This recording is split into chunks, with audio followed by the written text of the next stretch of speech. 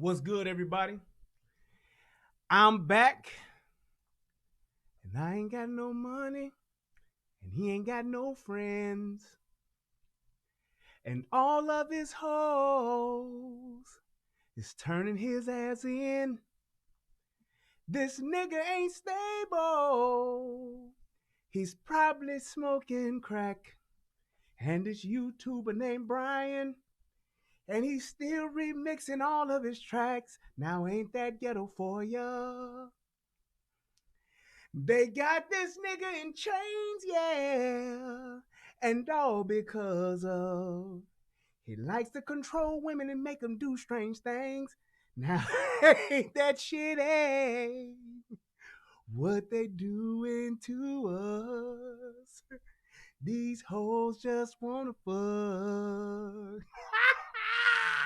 What it do? What's happening, y'all? I was trying to keep a straight face, but it's hard. Man, I don't know what to tell y'all. Now, look, y'all know I ain't talked about this shit since March. It was like March, April, I think it was. I think it was April. It was about April was the last time I talked about this shit. And I tried to leave it alone. But every time I tried to walk away, I can't let go. I can't let go. No, no, no, no, no. Whoa, whoa. Bam, bam, bam, bam, bam, bam, bam, bam, bam. Why must they try to tear down this nigga kills? Can't y'all niggas see that they won't be happy till he's in hell? They are steady fucking killing this nigga. You talk about putting a knife in your back and twisting it. These dudes done took the knife, put it in his back, hooked the drill up to it, and just steady spinning. This is insane. I can't believe how the fuck did Dr. Oz get involved with this shit? I'm like, how? What does Dr. Oz have to do with this? Dr.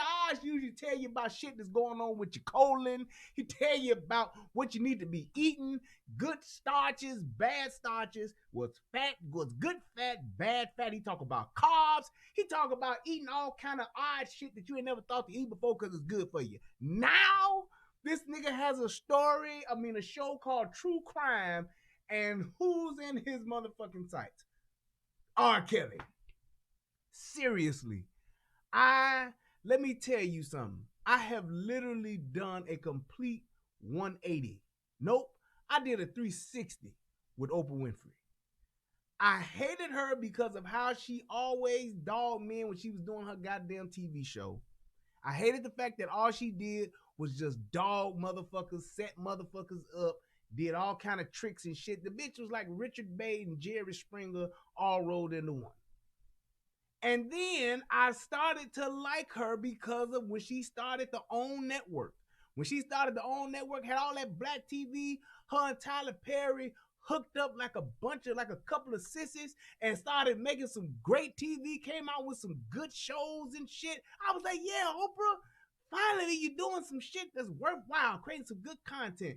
And then she started doing the Me Too movement. Then she jumped on Harvey Weinstein. She jumped on R. Kelly. She fucking up with Bill Cosby. She just has just come all the way back around to where now I hate her again. I can't fucking stand Oprah Winfrey now.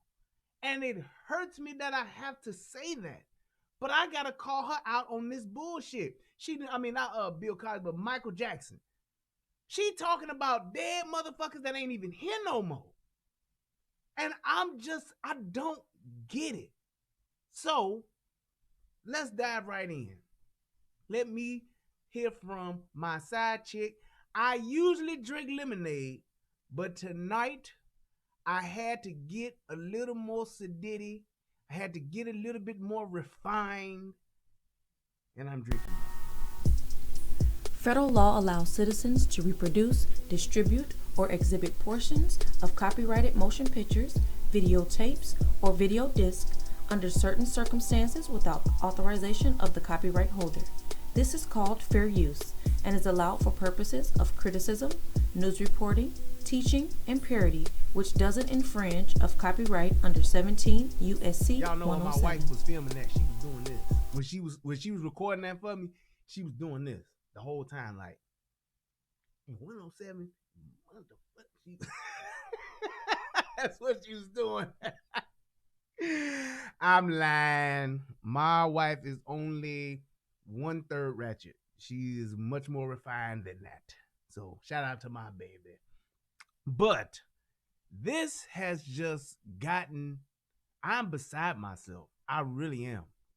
I am just beside myself. I cannot believe that they are just calling out all stops to do in R. Kelly. Like, I get it. He's a star, but everybody knows about R. Kelly. Everybody knew about R. Kelly.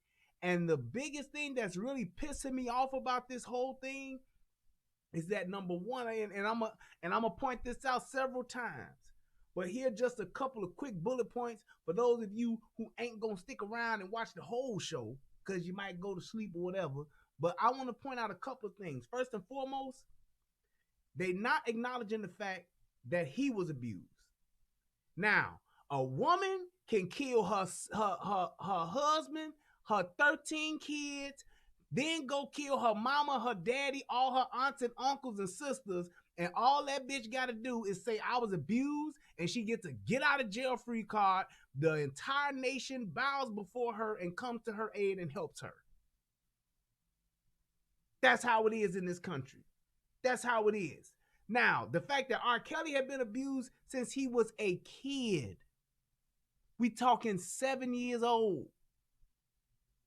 He's been abused since he was a kid. They don't acknowledge that or take into account for it. Number two is these motherfucking ain't shit parents.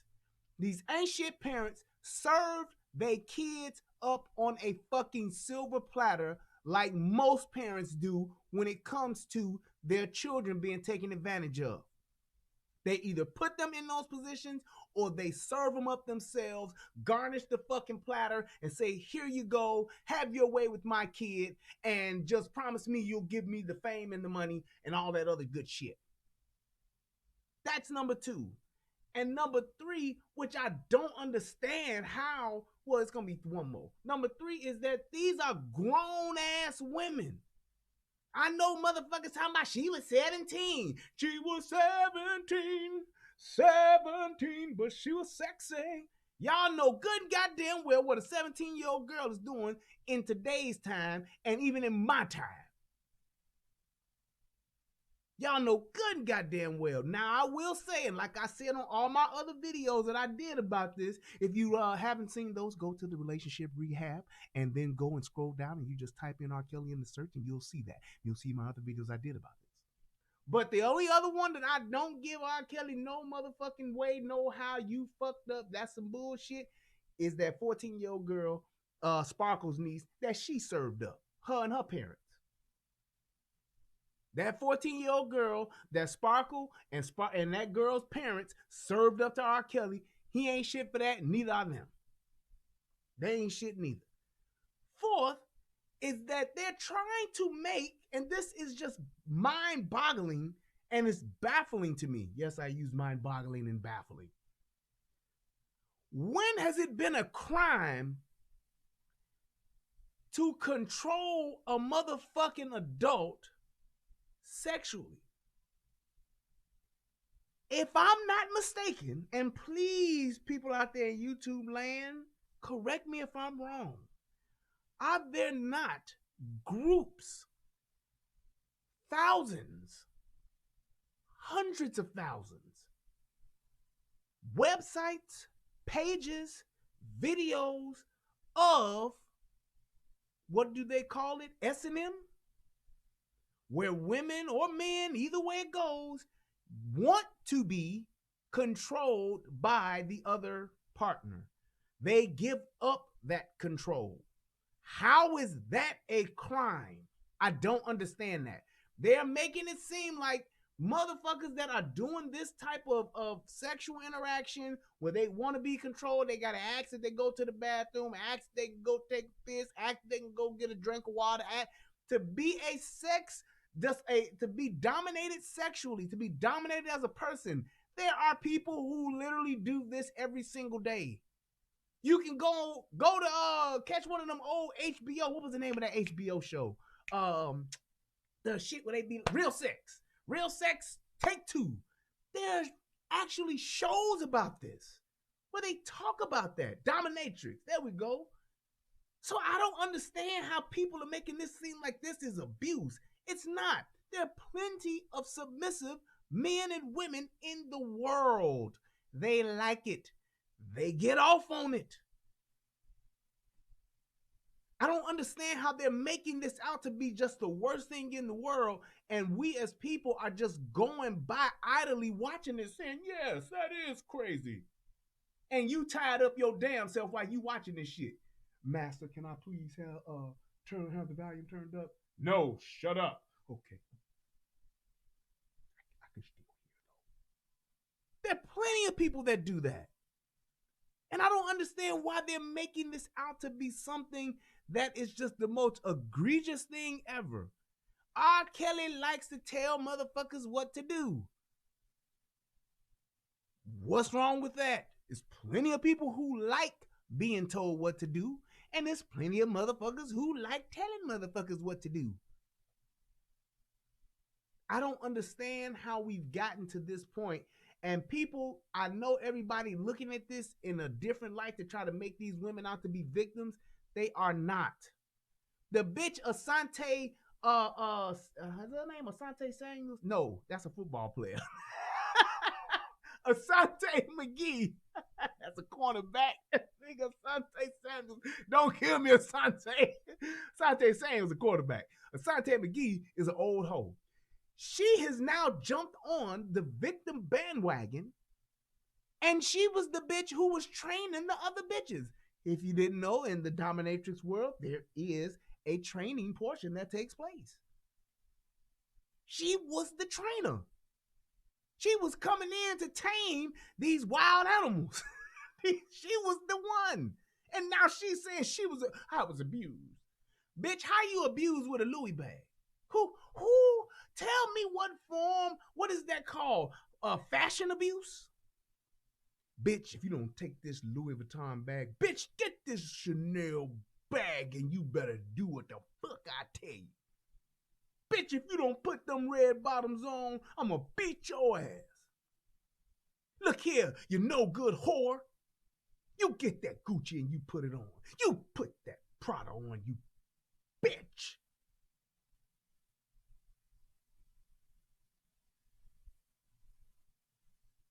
Ho, if you don't wear this Versace, I'm gonna kick your ass. Come on, man. This has gone too far. It just has gone. You black bitch, you better take this fucking Mercedes Benz and you better drive it like you love it, you whore. Bitch, did not tell your motherfucking ass to get this goddamn Chanel purse and get your ass over there on that goddamn passenger seat of this Maserati and you ride with me, you bitch. Come on, man.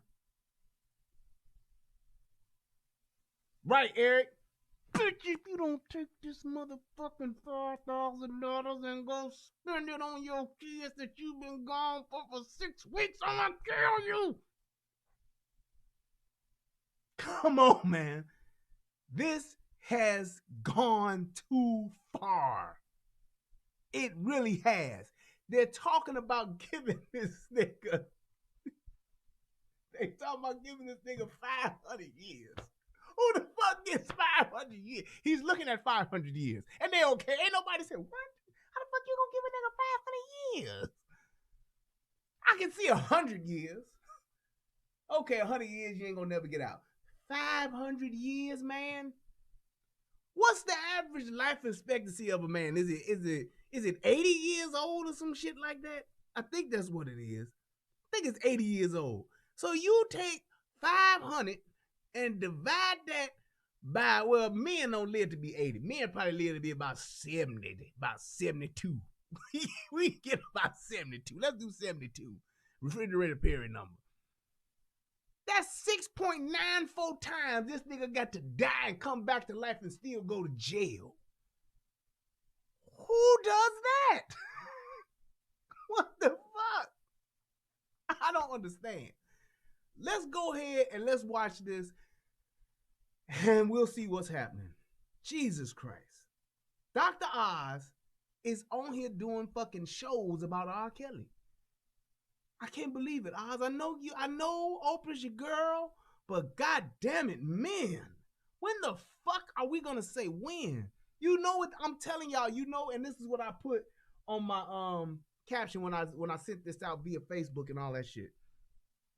This shit reminds me of the Salem witch trials. That's exactly what this shit seems like. It's the Salem witch trials all over again. That's all it is. It's like, hey, are you a Me Tooer? Yep. Burn them at the stake.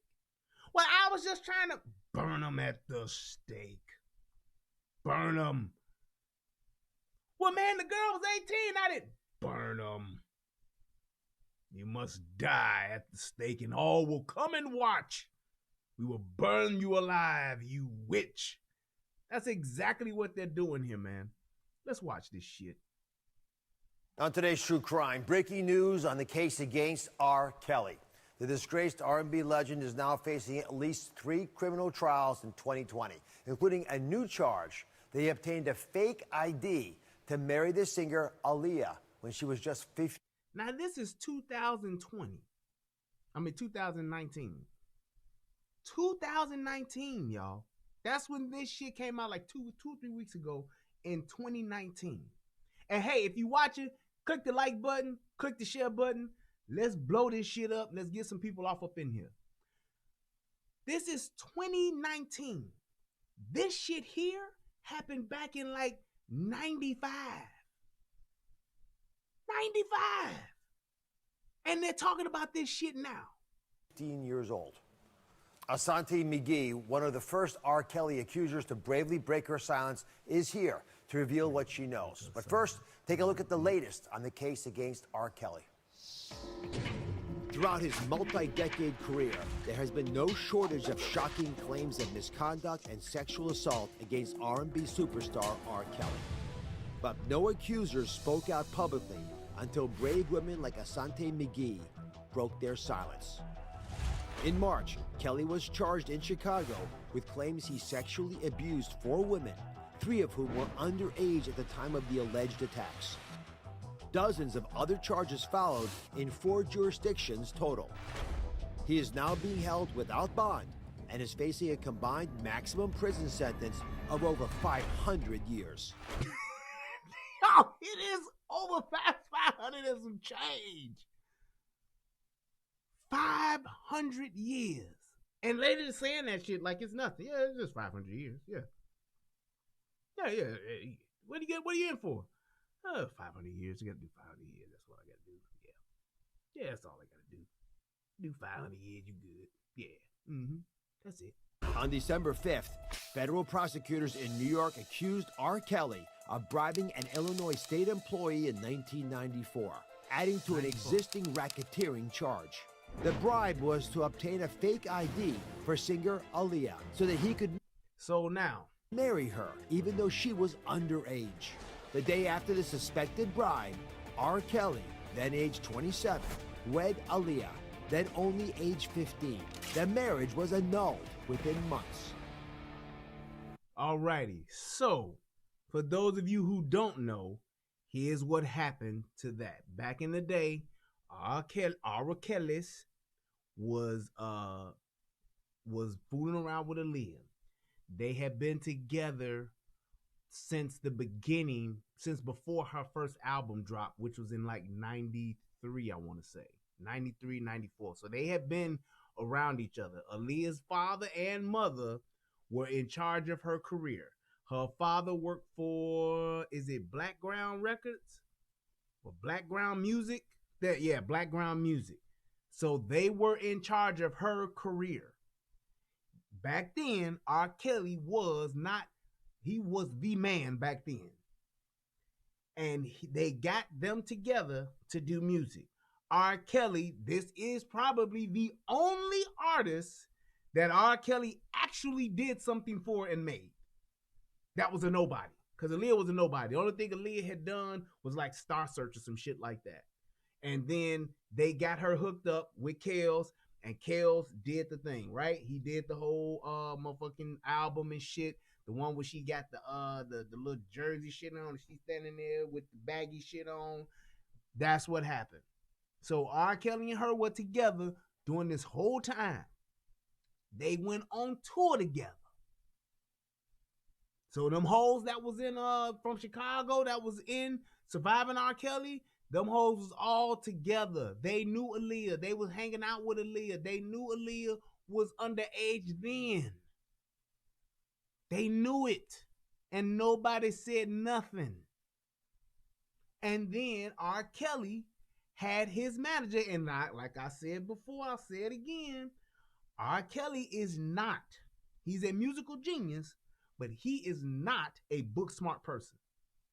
He is not a calculated, diabolical mind of the 21st century. R. Kelly, and anybody who knows R. Kelly or been around R. Kelly a dumb motherfucker. When it comes to book knowledge, when it comes to just shit out in the world, he don't know shit. The dude can barely read. Real talk. Real talk. So that's what happened. So he was with Aaliyah.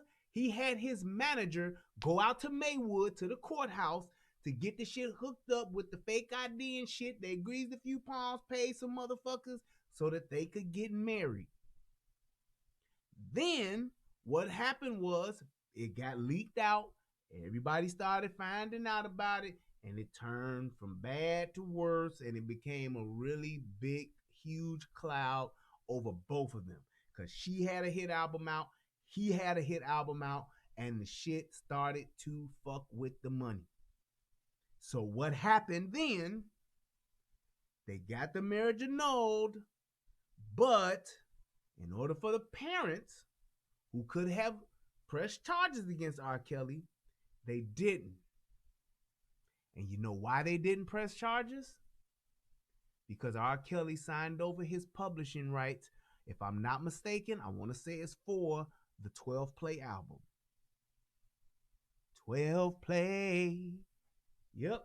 1, 2, 3, 4, 5, 6, 7, 8, 9, 10, 11, 12. 12 ways, yeah.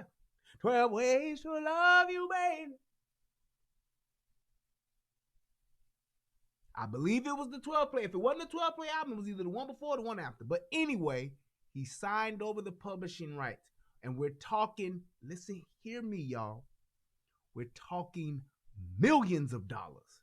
That album went, I want to say, 5-time platinum. And we talking back in the 90s when niggas was actually selling albums before Napster, before downloads and BearShare and all Morpheus and all of that. They got album sales. We talking when CDs was $15.99, y'all. When the music game, the music business was popping, the economy was booming, they was getting checks. R. Kelly signed over the publishing rights for his hit album, hit singles, all of it. They got them checks. The Houghtons. That's why they ain't never came forward. That's why they ain't joined in on none of that Me Too movement shit. That's why they never said nothing about them motherfuckers, R. Kelly taking advantage of their daughter. That's why you never heard from her mama. And it's even rumored that her mama was fucking R. Kelly from time to time. So it's not a thing of it being, oh, R. Kelly's just this demon person and we just found out about this in the past couple of... Nope. Everybody knew Rob was fucking young girls before he made it. after he made it and after he married Aaliyah, everybody knew it for a fact across the country. It was worldwide knowledge. They actually did. They had, and we talking about this is pre-internet now. Internet wasn't booming back then. You was doing AOL and shit like that. Goodbye. With the little fast running man thinking your internet was faster because it said 8.0 on it. And it wasn't. It was still dial tone. Ooh, but then they showed the marriage certificate in the newspaper. I seen it with my own eyes. So everybody knew it. They said it on the radio. We're holding a copy of the marriage license right here, people, because it's public record. So everybody knew at that point in 1994 that R. Kelly not only had been fucking young girls, but he had gotten so bold with fucking young girls that he actually married one, just like Jerry Lee Lewis did. Oh, but we don't Me Too him, though. We did. But we ain't did. Oprah, where's that special at? Jerry Lee Lewis not only married a motherfucking 12-year-old, but the bitch was also his fucking cousin. Don't hear about that show. Ain't seen no Surviving Jerry Lee, have you? Where's that show at, Oprah? Sophia? We ain't seen the show where Elvis married motherfucking his girl. What's her name? Not Jamie Lee Presley. Is that her name, Jamie? Yeah. Because the other daughter, the daughter name is Lisa. Married her motherfucking ass. I think she was 13. We don't see the Surviving Elvis show. And that bitch still alive. And she talks about it with no problem whatsoever. We don't see that show. Priscilla, that's her name. Why was I saying Jamie Presley? Jamie Presley is the actress. I do that from time to time. Right. We don't talk about Roman Polanski. He was Bill Cosby and bitches that was underage.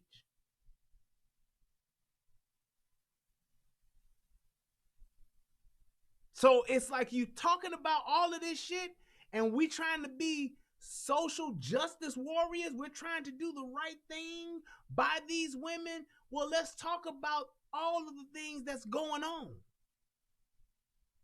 Nah, Jerry Lee Lewis did. Let's talk about the shit that's going on both sides.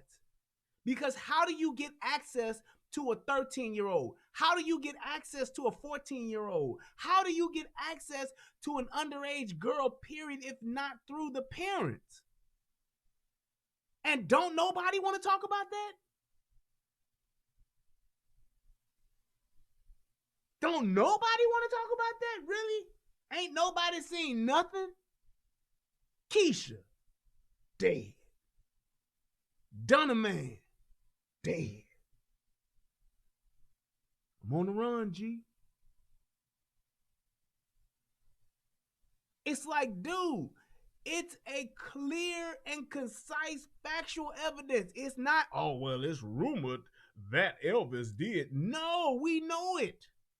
They was together.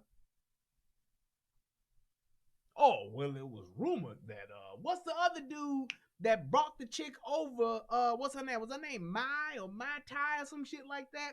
What's the curly head dude that got the girl from Thailand, brought her over here with a baby, married her, and then after she got grown, he started sleeping with her daughter, and then divorced her, and then married the daughter. Woody Allen, thank you, sir. And that motherfucker's still alive, and both of them women still alive today. Did you hear what I just said?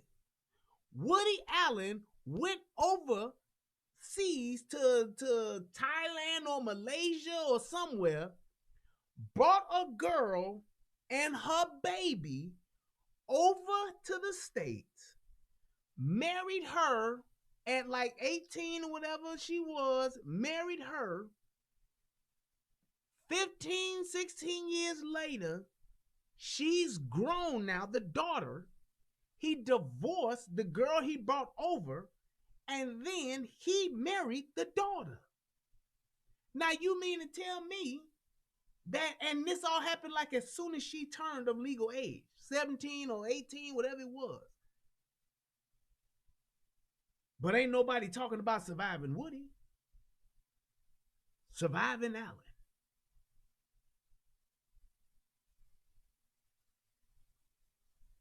That's the shit I'm talking about, man. And you got a billionaire chick, Oprah Winfrey, who is arguably the most powerful woman in show business, in Hollywood. The only one person who could possibly be more powerful, but is at least as powerful as her, is Barbara Walters. That's it. It's Barbara and it's Oprah. And then it's a bunch of other hoes. So it's Barbara Walters and Oprah Winfrey. How many of these Me Too's have you seen Barbara Walters doing? I'll wait. How many of these of Barbara Walters' friends or cohorts or her crew has she gotten together to do the shit that Oprah's doing?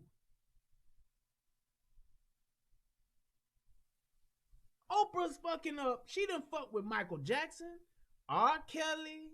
She done fuck with Russell Simmons. She's just going in, and everybody that she's going in on is black. Really? Y'all don't see the eyebrow raise on that?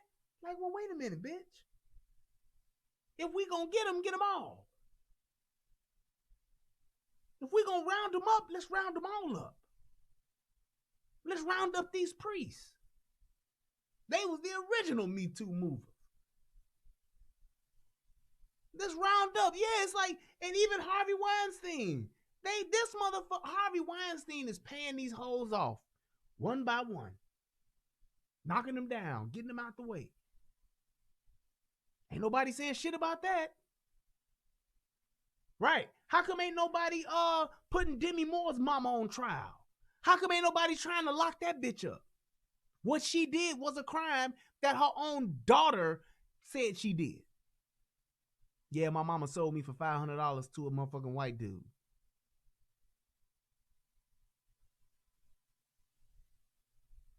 Where's that story at? How come that's not hitting our timelines? How come that's not popping up on our social media feeds? Oprah goes after Demi Moore's mom. Don't see it. But we'll do a show about Demi Moore and show how she's gone full circle. She's come through so much. She's done so much. She's really just ran the marathon of life and is winning.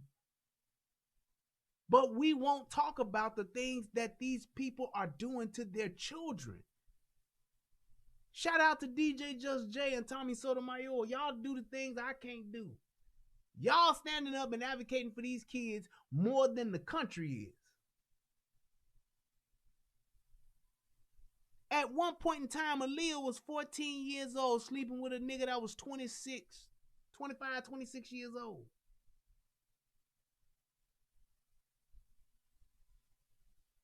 Nobody says anything. This bitch, Asante McGee, she was literally training the bitches how to behave. But now she's cool.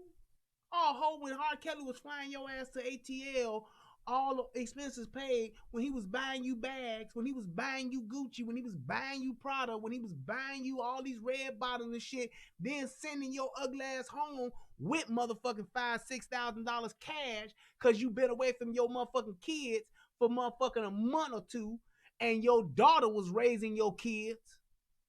Facts. When you was doing that, oh, that was okay. You was good then. She ain't the bad guy now. Now she's a victim too. Come on, man.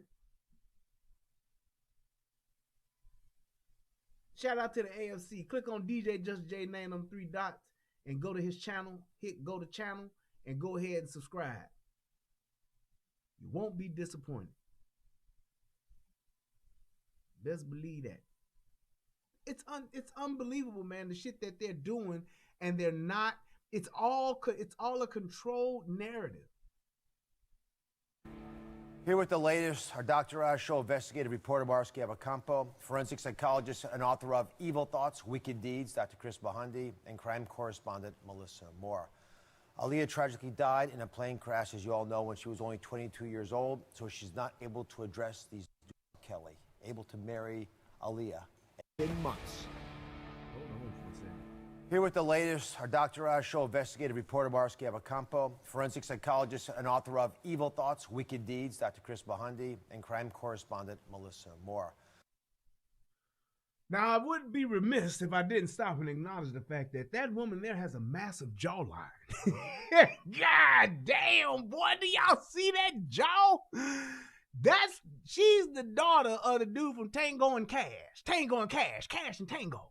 Y'all remember that dude with that jaw from Tango and Cash? He broke my rib, my nose, and my jaw. Dude, do you see? I'm sorry. I can't help myself. I see this jaw and nothing else. Dun, dun, dun, dun. Ooh, that jaw is big as fuck. And y'all know y'all see it too. See it too. I can't help myself. I see that jaw and nothing else. Dun, dun, dun, dun, dun.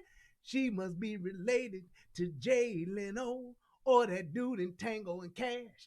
Don't you know? Ooh, that jaw big as fuck. And y'all know y'all see it too. See it too. We can't help ourselves. I see that jaw and nothing else. God damn. Boy, that is a jaw for your ass. God damn. Ooh, that nigga, boy, that's it. That's it right there.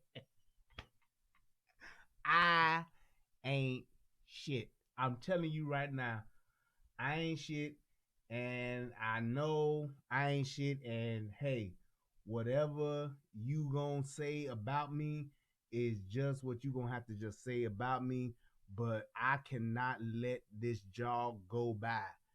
They have the same, that dude's name is Robert Czar. Robert Czar is his name, from Tango and Cash. And here it comes, this jaw in full. If you ever get a chance to see the movie Tango and Cash, go and see it. And there's a scene where you gonna see this motherfucking jaw. Look at that, boy, and tell me that ain't the same. Tell me that ain't the same. They like father and daughter. Dad, do you have my razor?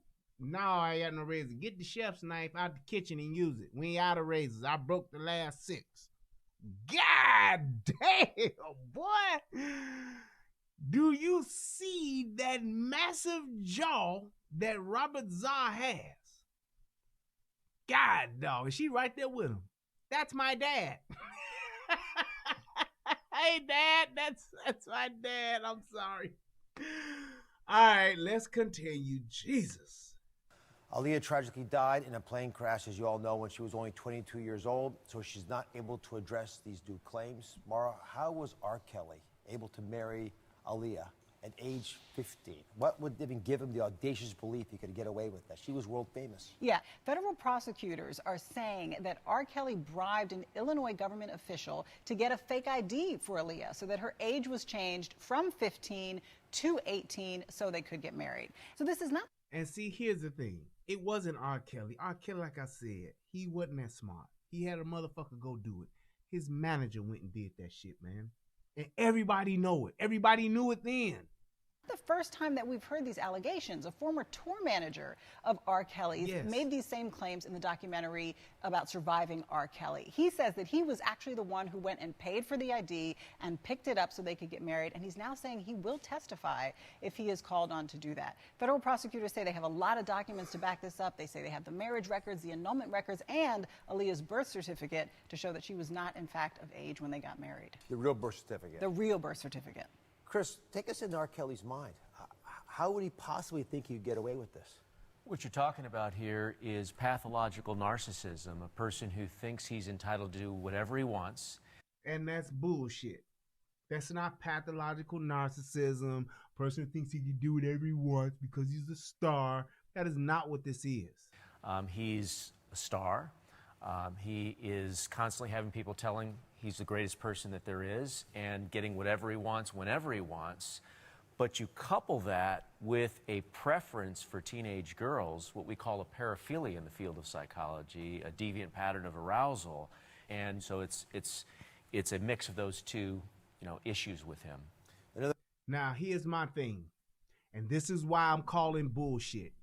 Because like I said before when we first started, if that was a woman, the first thing would have came out of their mouth is that she was abused. If it was a woman, the first thing would have been like, well, the reason why she's done that is because she was abused. Centoya Brown shot a sleeping man in the back of the fucking head, killed him dead, took every fucking thing she had, took his guns, his money, and his car. What did they do? They said she should get out of jail because she had been abused. The other lady who killed her fucking husband, what did she say? My daddy made me suck his dick when I was a kid. Got off easy. She was abused. R. Kelly, his brother and himself have both said publicly that he was molested from the age of like 7 or 8 years old until he was till he was in high school by his sister every day. How fucking sick do you think? How fucked up in the head do you think? How abused do you think that dude was at that time to where he's at now? But the doctor, when we talking about somebody who got certified paperwork, he just conveniently leaves that part out. Just conveniently, I'm just gonna omit that part. Why? Because it helps the narrative. Same thing with Dr. Oz, punk ass. He know that shit. This is the problem that I have with all of this. Because there are plenty of people who say, well, what if it was your daughter? Well, you wouldn't say that shit if it was your daughter. You'd be saying the same thing. Let me tell you something. Number one, my daughter, I ain't gonna serve her up to go work in the studio to get a record contract, a record deal. I ain't serving my daughter up to go do shit that I ain't gonna be there with. Motherfucker, you say my daughter got talent? Motherfucker, you say my daughter can go big, she can go platinum, she can become a star. If that's what she wants, and that's what me and her mother wants for her, let's do it. And I'm gonna be there all the while. I'm gonna be in every fucking studio session. I know what the fuck, I know how to sit the fuck back and let a motherfucker do her thing. Go ahead. Tell that motherfucker, sing that song, Anime, the way he telling you to sing it now. From down up in here. I know how to sit back.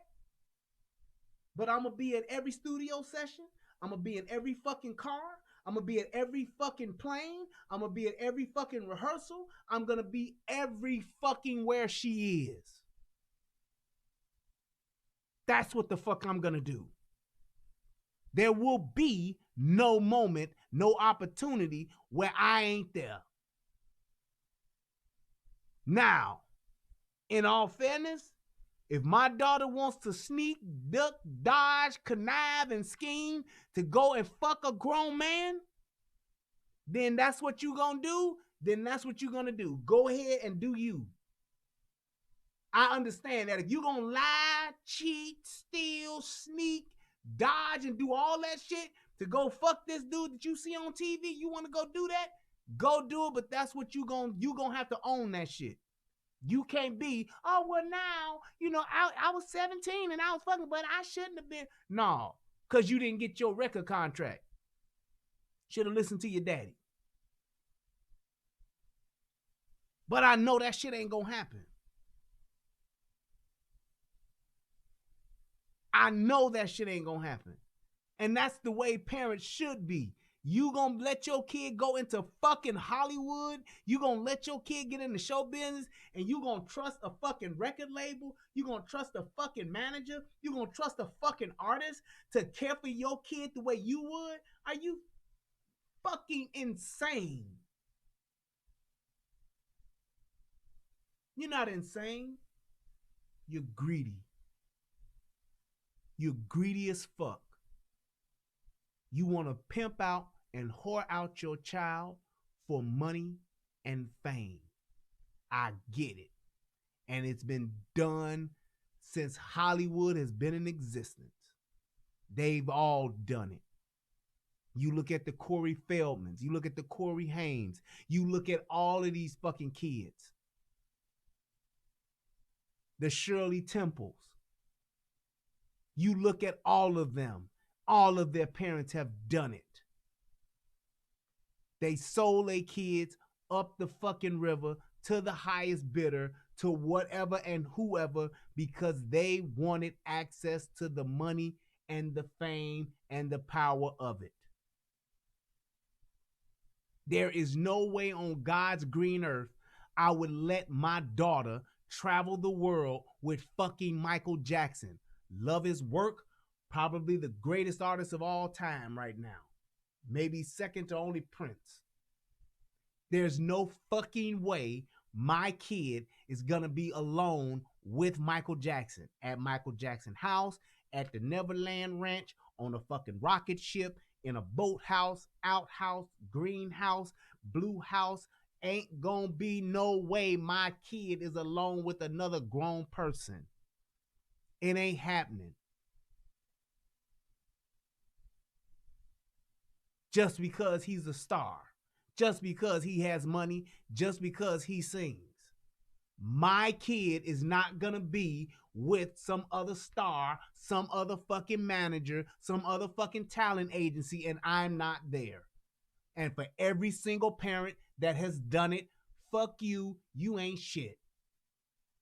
Because you've allowed your kid to be in a position to be taken advantage of, to be molested, to be abused. You've allowed that. It ain't got shit to do with the artist. It ain't got shit to do with the kid. That's a parental decision. Now, you want to fry R. Kelly? Show me the footage of him jumping out of a fucking truck with some chloroform, dragging bitches off the street into a motherfucking white van. Then yeah, let's go bring the chair to his house and plug it up and electrocute his ass right there on the front porch. But that ain't what's happening, is it? No. Oh, mama, he can give me a deal. Oh, mama, he gonna give me $10,000. And the parents like, well, if he gonna give you 10, he gotta give us something. Shit, we can get 5 apiece. So that's 20,000. Now, if you do it for 20,000, then you can go and you can cut the album. He said, yeah, and he'll send y'all the check, but he sent me the plane ticket already. Well, you go ahead and go. And just make sure we get our money, shit. That's what this problem is. That's where this problem lies. There shouldn't be a story like this because there should be fucking parents. Now, if R. Kelly kidnapping bitches and pulling motherfucking kids off the street like the Atlanta child murders, fine. I got you. Go get his ass. But that ain't what's happening. A very controversial relationship of R. Kelly's has been in the news again. Joycelyn Savage has been very public in her support of R. Kelly, despite her parents' claims that she's been brainwashed and held against her will. Now, recently, someone claiming to be Joycelyn on Instagram and another website accused R. Kelly of... You said, I'll answer that question, CJ Gunn. You said, where are Aaliyah's parents? Them motherfuckers is laid up. I think they live in Detroit or some shit like that. They laid up with millions of dollars. That's where they at. Living the good life. Living the good life is better than the life I live when I... Wait, hold on. I'll tell you exactly where they at. You want to know what her parents are at? Living the good life better than the life I lived when I thought that I was gonna go crazy. And now that grandmama ain't the only one calling them baby. That's where her parents at. Living it up. Got all that money from them checks from R. Kelly's publishing. And when R. Kelly die and his album sell through the roof again, they gonna get another fat ass check for their grandkids to live off of and their great grandkids to live off of. That's where Aaliyah's parents are. That's why you ain't seen Aaliyah's parents on TV. That's why you ain't seen Aaliyah's parents on social media. That's why you ain't seen Aaliyah's parents talking about shit about R. Kelly, and that explains the abrasion on your palm.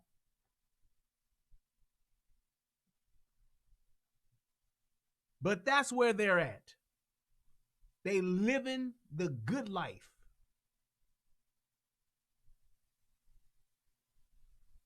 And it was actually Aaliyah's uncle that brokered the whole deal.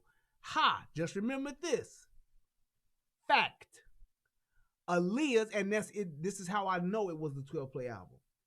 Aaliyah's uncle used to be R. Kelly's manager.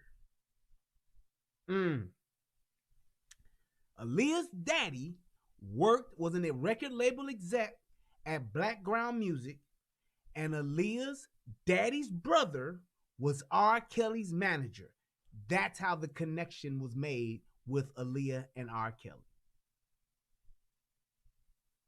Blackground Music was he was a high level executive at Blackground Music. His brother was R. Kelly's manager, and he hooked him and Aaliyah up together.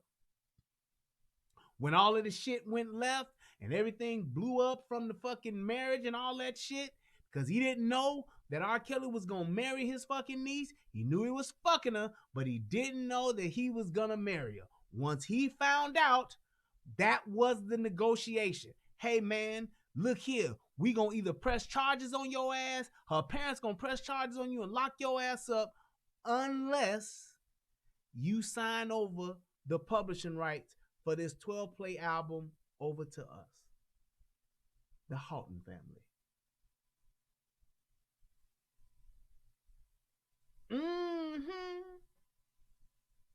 That's how that shit went down.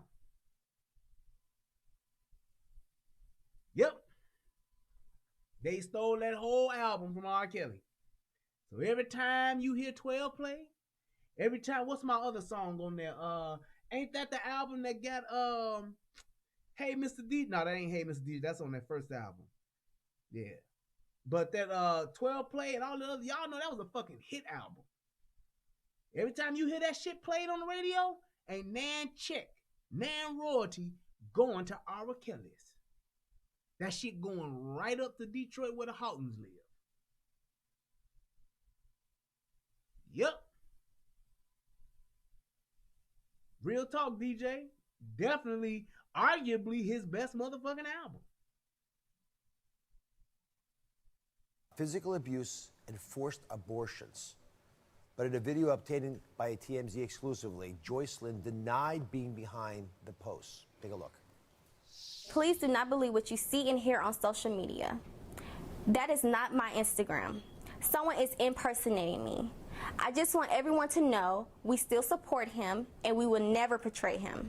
So it's just really, really, really sad that somebody would pretend to be me, and put it out in the world and say that I'm a victim, that I am brainwashed, okay? I'm a sex slave. Lord have mercy. I mean, Melissa, what do you make out of that video of Joycelyn? I don't know if you noticed it. Any of you noticed that she kept looking at her phone, and it seemed to be very scripted. And also, we were talking earlier, and you were saying that she kept bringing up the word "we." So here's where the jaw is bullshitting us. Here's where they're steering the narrative, trying to make all this shit bad. First and foremost, what she's saying as far as we, she's talking about her and the other girl that was with her. Everybody knows he had two bitches. Everybody knows this. That's why she's saying we. Also, the part of her being what she's saying is scripted. It's not scripted. It's a fucking statement that your fucking PR person or your lawyer draws up to officially go on the record. Plenty of people do that. Fuck you talking about? It seems scripted. Bitch, it's a statement. It's an official statement. Who doesn't read? If you have a publicist, if you have a lawyer or somebody come and write something official for you and your man so you can clear this nigga, you're gonna have an official statement that hits every single bullet point that you want to make. So it's not gonna be written in your own words. It's a statement, and that's exactly what she read. Why would you make that out to be, ooh, that doesn't sound right? People read statements every fucking day in the media. What are you talking about? She really wasn't using her own words. Then you showed her passionately, mind you, talking about somebody hacking or putting up a bogus account for her. And she's even hitting herself talking about it. So those were her own words, and she had an official statement. That's fucking standard routine fucking protocol. A motherfucking coach get fired from a team or some shit. He's gonna come out with a prepared statement. Then he'll take questions and then he'll talk in his own words. Even R. Kelly's publicist, that motherfucker come out, the dude with no stash. I don't know why you get a motherfucker. Don't trust a motherfucker with no stash and just got this part. You don't trust him. If this is gone and they got this, there's something wrong with him. But anyway, you got somebody coming out doing that, they're gonna say a statement first. How are they trying to make this shit seem like it's something that's, oh, it's just so weird? Why would she be reading something that's scripted? Bitch, it's called a statement. An official statement. Joycelyn, Jazz, I think that's the other girl's name. But Joycelyn Savage went officially on the record with a prepared statement from her man or her legal team or her publicist. They wrote up an official statement. Why wouldn't a motherfucker say that? Right, where the fuck is your stash, nigga? And then she spoke on her own words. But why would she try to spin it? Why would she try to say like, it's just so weird. It seems scripted. Bitch, get your big jaw ass out of here. Your jaw seemed chiseled. Seems quite weird. Tend to be me and put it out in the world and say that I'm a victim, that I am brainwashed, okay? I'm a sex slave. Lord have mercy. She went on TMZ to make an official statement. Why wouldn't she have something that's been written and prepared by a person who is a wordsmith, knows how to make statements on record? A lawyer. Why wouldn't she have that? Why do niggas always gotta talk like they from the motherfucking streets and ain't nobody coming, don't come for me unless I send for you? That's the only way a motherfucking nigga can talk? No. She should have a prepared statement, and then she should be able to say what she felt about what's going on, which is exactly what she did. Big Joe ass trying to make that shit seem like it's something it's not. These are the things, people, that you have to pay attention to, because that doesn't make any sense whatsoever.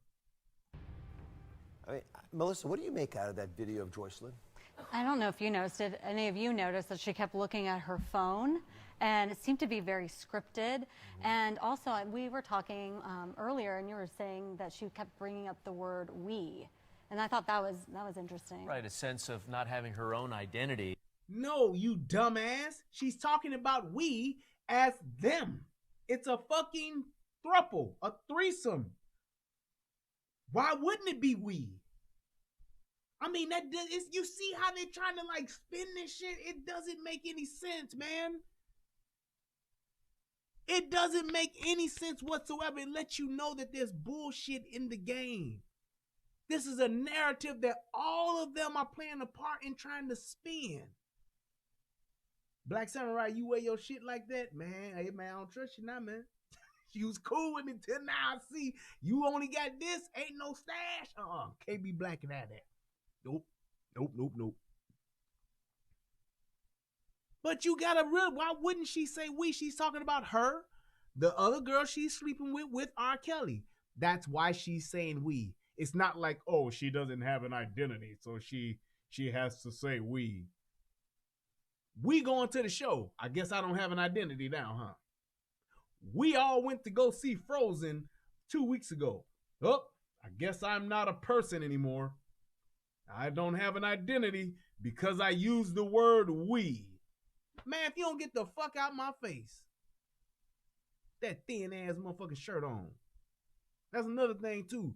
Don't trust anybody that wears a thin ass button up to where you can see their skin tone under. If it's that thin, don't trust them because they full of shit. You see a motherfucker with a button-up shirt on and up under you don't see no wife beater or no tee or no t-shirt or nothing like that. It's just button up and the shirt so thin that you see the color of their skin. Don't trust them. But rather that she's grabbed a hold of this shared narrative that sounds very scripted. And the idea is what we call thought reform. Some people call it brainwashing. That is not thought reform and brainwashing. Get your ass out of here, man. And this is a fucking licensed fucking doctor. A psychologist. Yeah, he's a doctor. Ain't you? I guess. Shit, I don't know. I think the difference, what's the difference between a psychiatrist and a psychologist? I think one can write prescriptions and the other one can't. I think a psychiatrist can write scripts. And I think a psychologist, they can't. I think that's, if I'm not mistaken. I don't know. Somebody will correct me or tell me if I'm right. But that's my thing. Why would you try to make it seem like because I use the fucking word we, because I'm in a fucking threesome, now I'm brainwashed and I've lost my sense of my own identity? Get your ass out of here, man. That's bullshit, people. Stop letting these people, and I'm not saying, I'm not here trying to defend and say everything R. Kelly has done is righteous and nice. I'm not saying that in the least bit. The man is a statutory rapist, accomplished statutory rapist. But based on our standards in our society, oh, yep, see, psychiatrists are MD and they write scripts. Ha! I was right. I'm always right, damn it. I'm Gumby, damn it. But the fact that a person does some fuck shit in our society, it don't matter if you've been abused, right? And all I'm questioning is, how come R. Kelly isn't afforded the same leeway that we afford women in our society when it comes to the fuck shit that they do? Because R. Kelly ain't forcing himself on none of these hoes. These hoes are coming to him. That's why he calls himself the Pied Piper. The lesbian R&B thug ain't grabbed or put hands on nan motherfucker.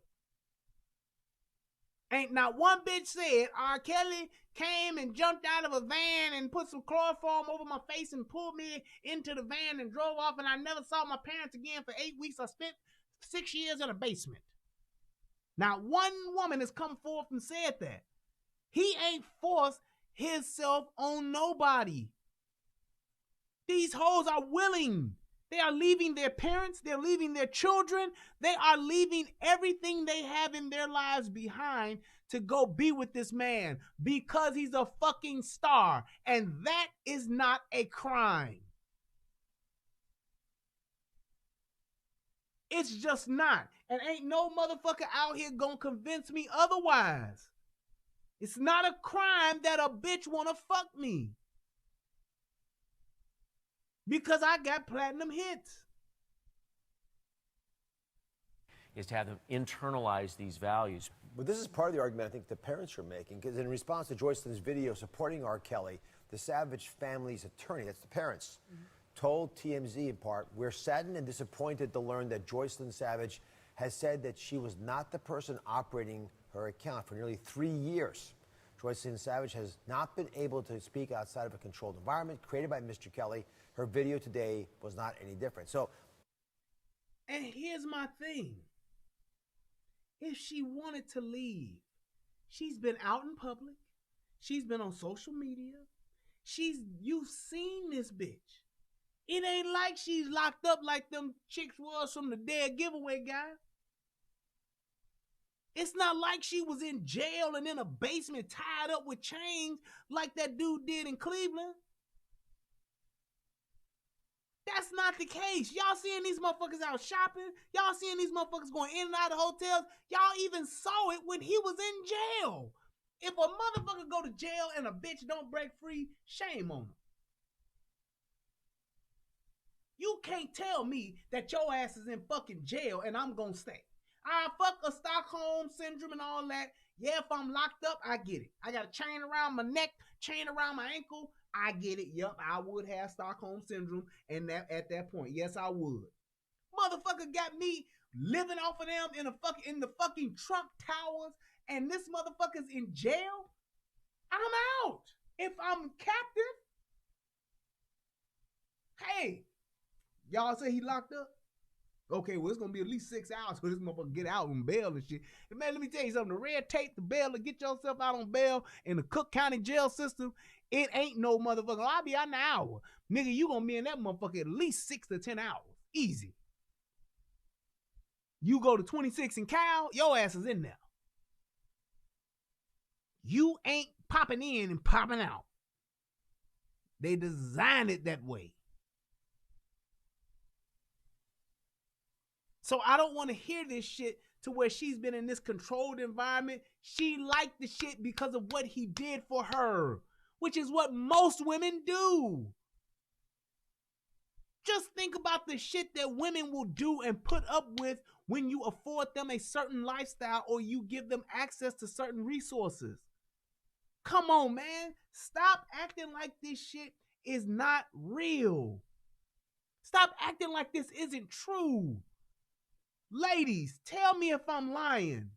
If a nigga got certain resources, if a nigga got a certain amount of money, he got a certain amount of power, he got a certain size dick, tell me it ain't shit that y'all wouldn't normally do that you would do for it.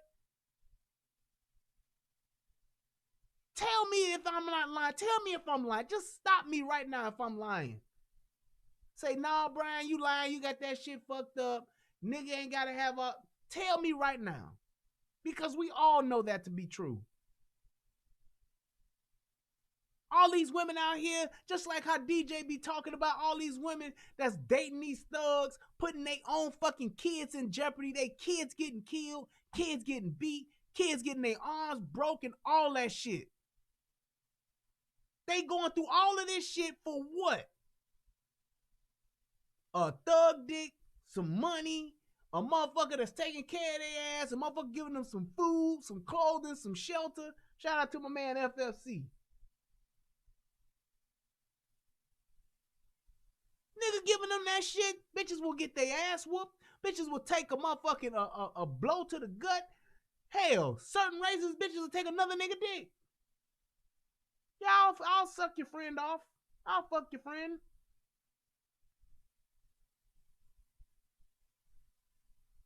You see what I'm saying? He putting together a story now. I'm just telling you that's what's happening. So it's not like it's abnormal for a woman to say, I'm going to get red bottoms, I'm going to get Gucci, Prada, Louis, Chanel, I'm getting all of this, and all I got to do is call this nigga daddy? Okay, daddy. I call my daddy daddy, and that motherfucker don't buy me none of this shit. That's what a motherfucking 17-year-old is looking at. That's what an 18-year-old is looking at. And that bitch Asante McGee, that bitch is in her 30s. And that's what she was looking at. You mean tell me R. Kelly gonna give me these shoes, these red bottoms, and send me home with $4,000? And all I gotta do is come train these hoes? I'ma train these young bitches. I'm gonna fuck these young bitches, and I'm gonna fuck Kels because I want him to be happy so I can come back out here. That's exactly what they doing. And I will call him daddy. I will stay locked up in the black room. I will walk around in this room with nothing but a bucket. I will do that because I like what he does for me. When I'm not in this room with a bucket, bitch, I'm wearing Versace. When I'm not tied up in this room with a dildo and a vibrator up my ass, bitch, I'm riding in a motherfucking Bentley. When that nigga ain't got a cat of nine tails stroking my backside and I'm saying, yes, master, give me one more, bitch, I'm front row VIP.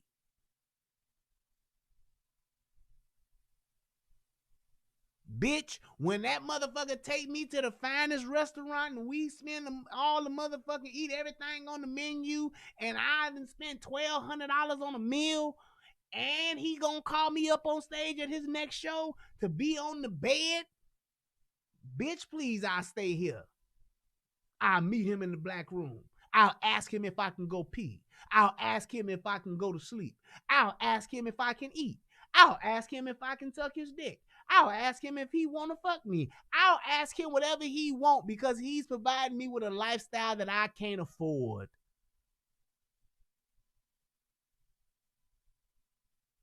And that's the problem with women. All you broke hoes out here, y'all need to get yourself together first so you don't have to put yourself at the mercy of some man and what the fuck he's doing. But you don't want to do that because your bitches is lazy. When was the last time you seen a doctor, a female doctor, talking about she was held against her will somewhere because this guy was paying all the bills? When was the last time you seen a fucking prosecuting attorney, rich bitch, talking about, yeah, I did it because he wouldn't let me see my children? When was the last time you seen some rich motherfucking female executive talking about somebody wouldn't let her do something because she didn't have access to this? If she would have said no, she would have been homeless. You don't hear that shit, do you? You know why? Because those women are smart enough to put themselves in a position to where they can take care of themselves and they don't need a man to do that. That bitch Ashante McGee was literally leaving her children with her daughter to care for them so she could whore herself out to go to Atlanta and be R. Kelly's fucking slave and to teach those other young girls how to be his slave. Why she did it? Because she wanted the money, she wanted the bags, she wanted the whole entire shebang of being with him. And that bitch was 35 talking about she's fucking abused. Bitch, please.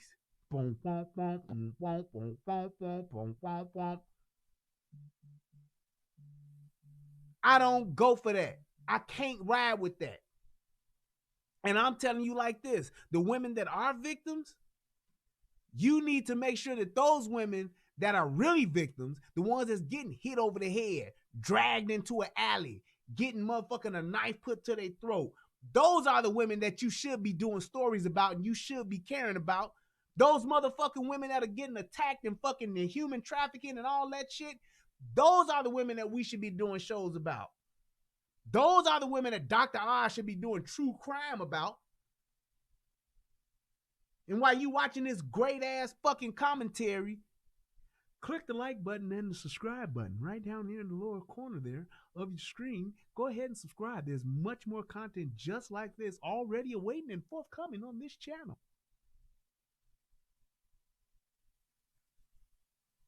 That's all I'm saying. I hate the fact that there are kids that are being dragged into somewhere, that are being forced to do something, that are being gang raped and all that kind of shit. I'm more upset that they're not doing stories and paying attention to those motherfuckers because they want to hear some bitch cry victim because she sold her fucking soul, sold her fucking morality, sold her dignity all down the line for a bag. And I ain't even talking about a bag of money. I'm talking about a fucking purse. Bitch, this coach. That's what I'm talking about. They are literally doing that. I'm getting my weave done.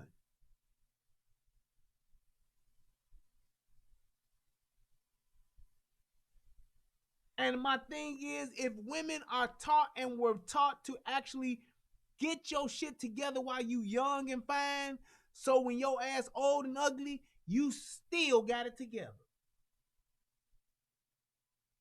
You don't have to suck a dick to get a Gucci bag because you get a check every 2 weeks. And you can go buy 2 of them if you want to.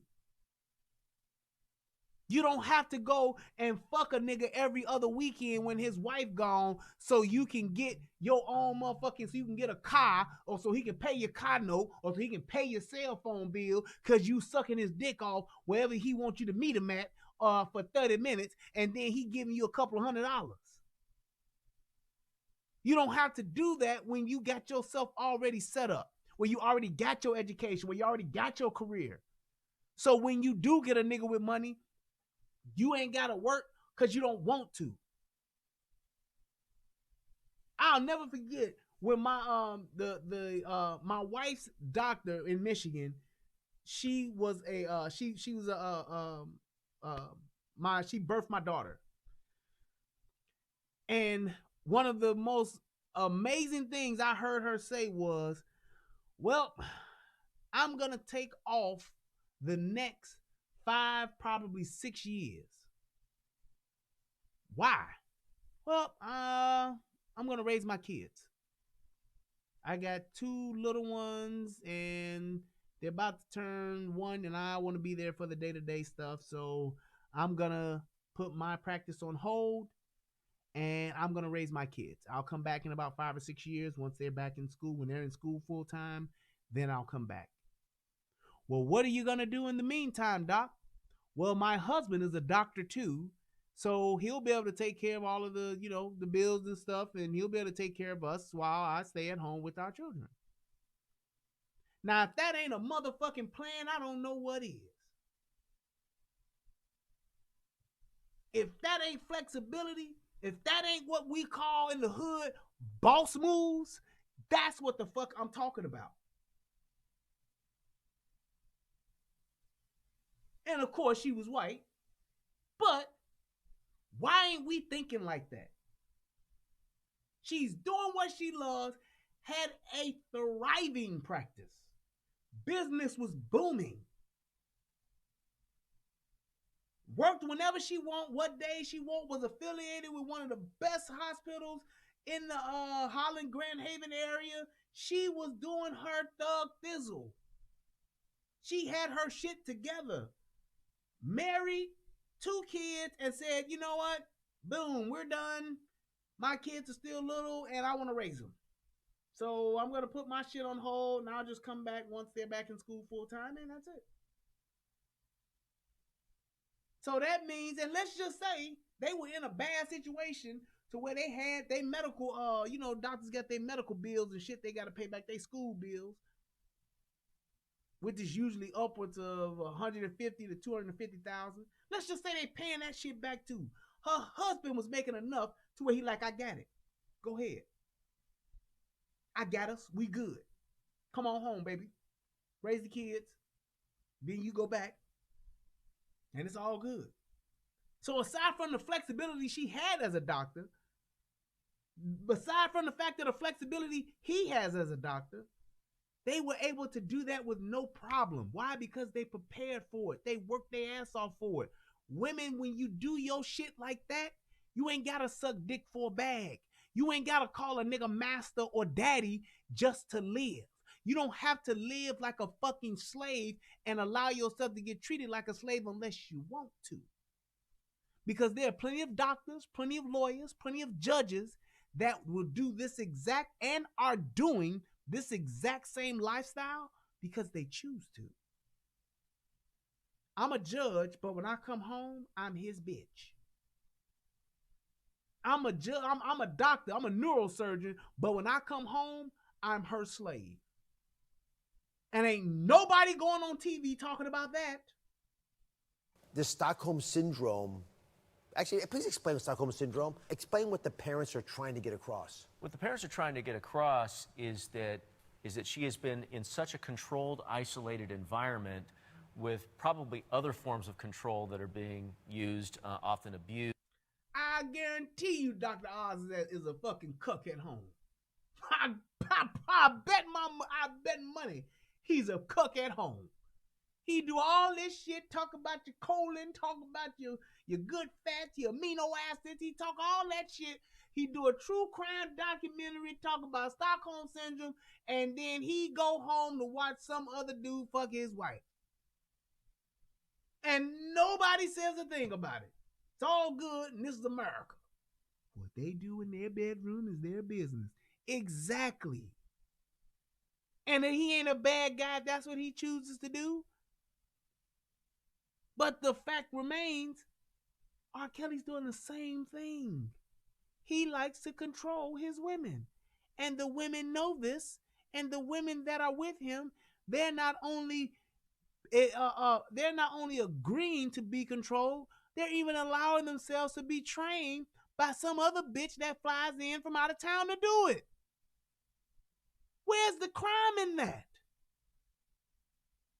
Use, monitoring, manipulation, emotional manipulation. Sexual, bathroom privileges, what you can eat, when. It can include physical abuse as well. All that stuff together can cause a person to change how they think. And it's an orchestrated campaign that's done by a perpetrator or perpetrators.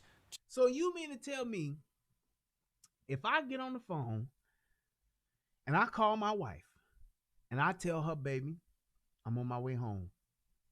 I want you in the room, on the bed, butt naked, bent over. Don't you say a fucking word.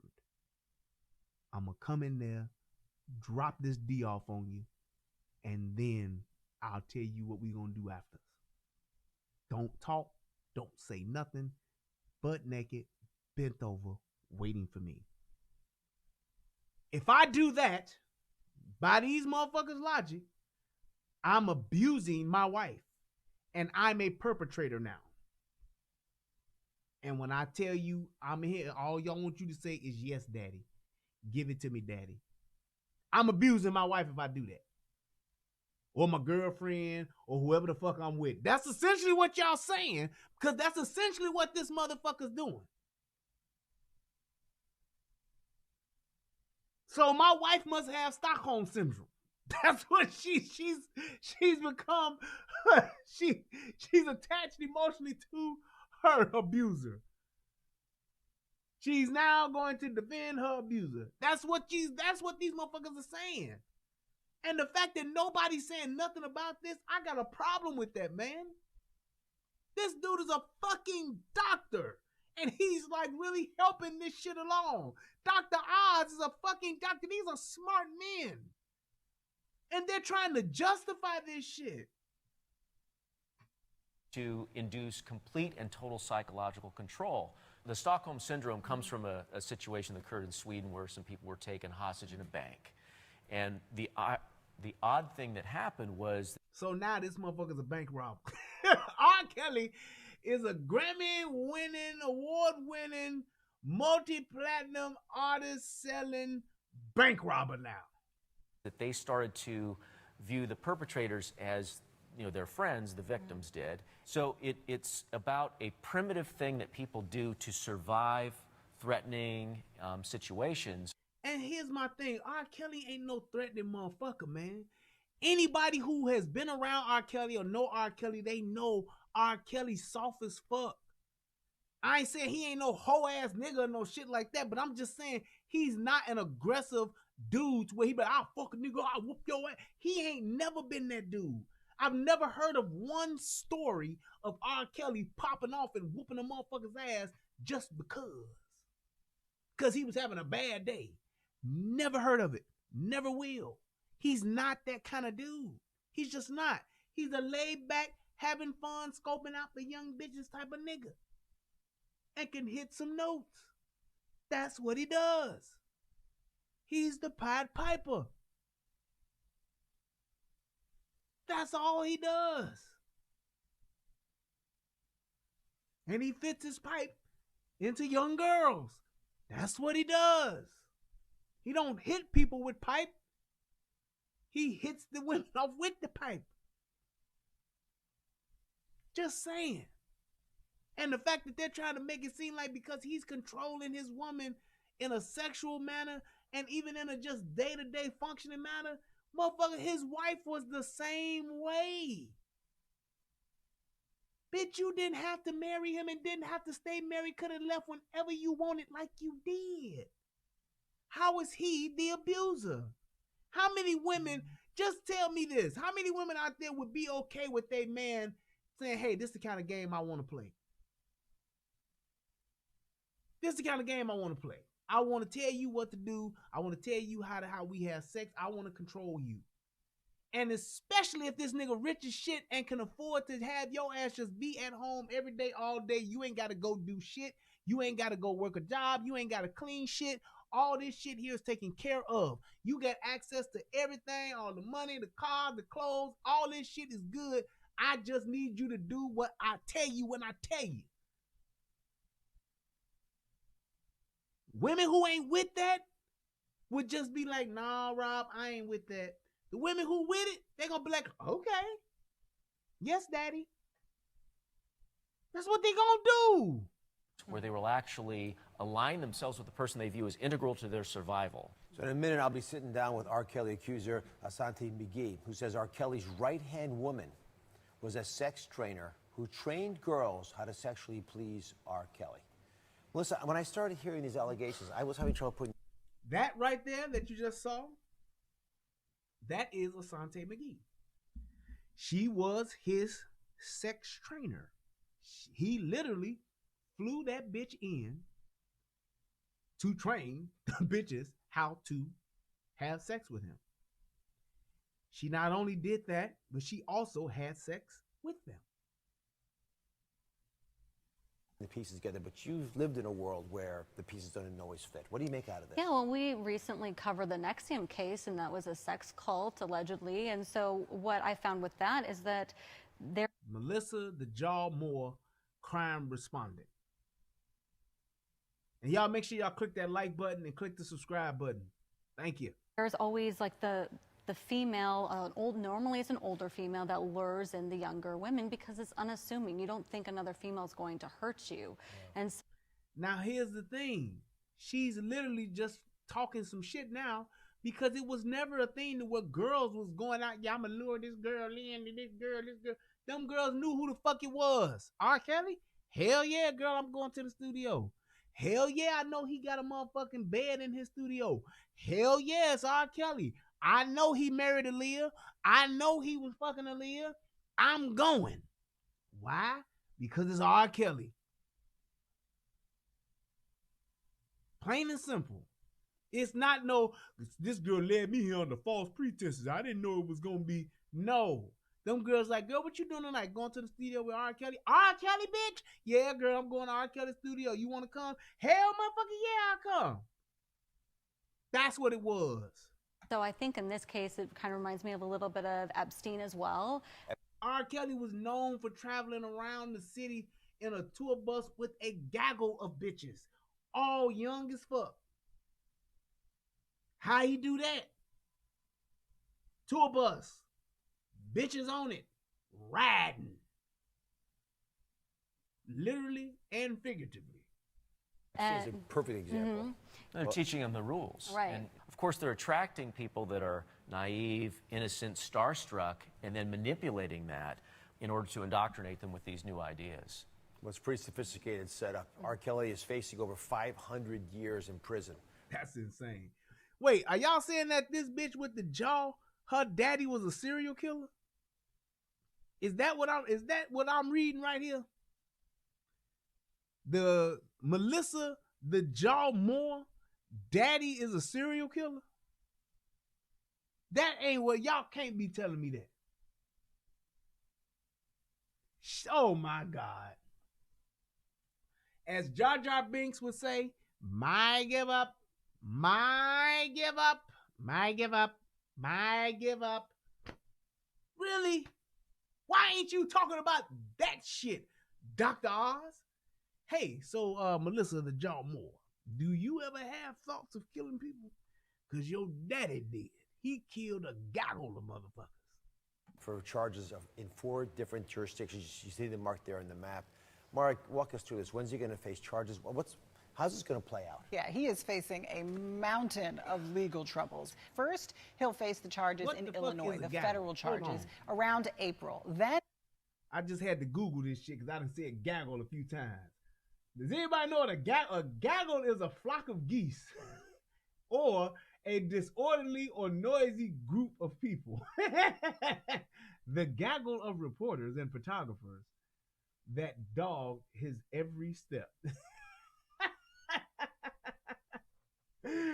Hell no. A group, aggregation, or cluster lacking organization. A gaggle of reporters and photographers. Yes. He's expected to face federal charges in New York in May and then state charges back in Illinois in September. So all of this raises the possibility that he may be gearing up for a plea deal. And we do have some inkling that that may be happening because he recently added a lawyer to his team who is... And why are all the black women that's on TV got on these lace front wigs? Jesus Christ, man. That shit Tommy talking about is just, man, look at that shit. It's like every black woman on TV at minimum has a 9-inch forehead. Just given. You a black woman, you gonna be on TV. Look, Shaquita, we definitely want you on the show. However, we have to ensure, and it'll state in the contract that your forehead is at least 9 inches of showing skin, just raw forehead. This here, this 4 to 5 inches, this 4-inch here, nope, we got to go at least to back here. Right before your actual ears come up, you want to go like maybe an inch above that, and that's where we want to see the hairline start. Yes. Yep. We want the, like almost a Klingon, but not quite, just Klingon-ish. That's what it is. It's like they all got these fucking Klingon heads. All that shit is just, and it's steady fucking their hairline up, and they don't care. Girl, I'm putting this glue on here, girl. Hold it weird down, girl. I gotta put it on there, girl. Yeah. Yep. I know I just took it off last Tuesday, and it took off part of my baby hair, but I just bring some more of that down the front, and then I just, do like a little dip, like some old school curtains or something, have it doing like the little up and the swoops like that.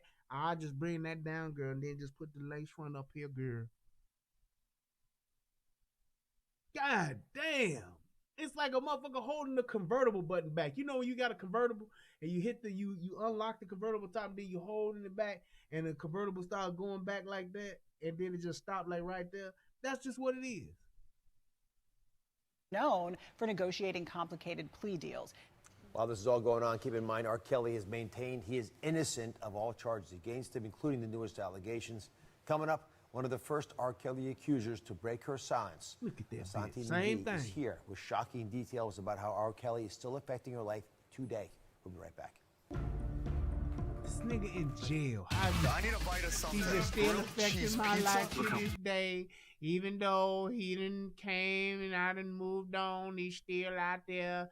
I just can't get over the fact that he was just giving me all this money and all of these expensive gifts, and I was doing his bid, and I just can't believe it. It's just terrible at how many bags he bought me. It's just terrible how many red bottles and how much money he gave me, and I'm just disgraced R&B singer R. Kelly. Because of many brave accusers sharing their stories, R. Kelly is now facing over 500 years in prison for.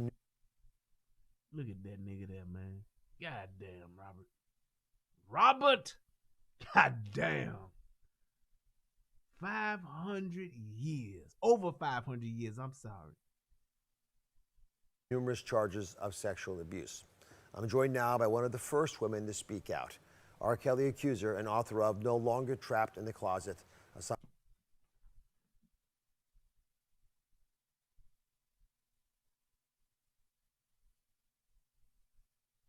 I'm just going to let that sit right there for a second.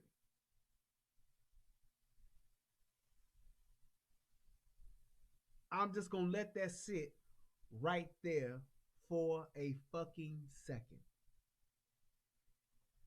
This bitch wrote a book and then titled the book after one of this nigga's hit songs and made it her story. Really? I'm so distraught. I'm so fucking damaged.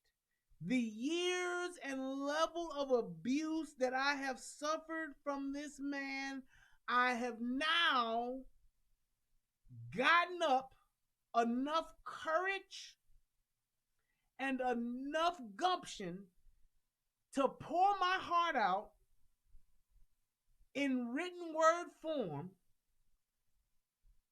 and I'm doing a tell-all book about my experience and my tragedy with R. Kelly. And I'm gonna name it after one of his hit songs, Trapped in the Closet. Now, if you don't tell me that ain't a fucking money grab, I don't know what the fuck is. And if I'm not mistaken, I believe he can probably sue this bitch for this shit. Who does that?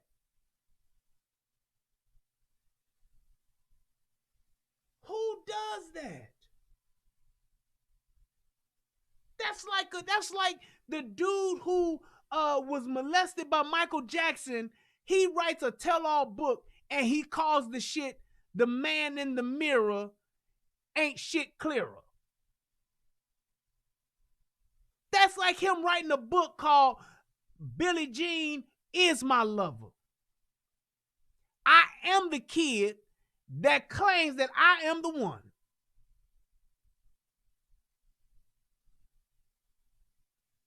That's like that kid, right? That grown-ass man now. That's like him writing a book calling the shit Thriller. So this dude did so much to you. This man tragedy, just the whole tragedy of you being abused by this man. You not only write a book, but you actually, and ain't no criminal charges filed. So this dude ain't done shit to you criminally. But you write a book and you name it after one of this nigga's hit songs. Bitch, please. I am so done with these hoes. And got a fucking single tear like she was crying the whole time she was training these young bitches how to fuck Rob.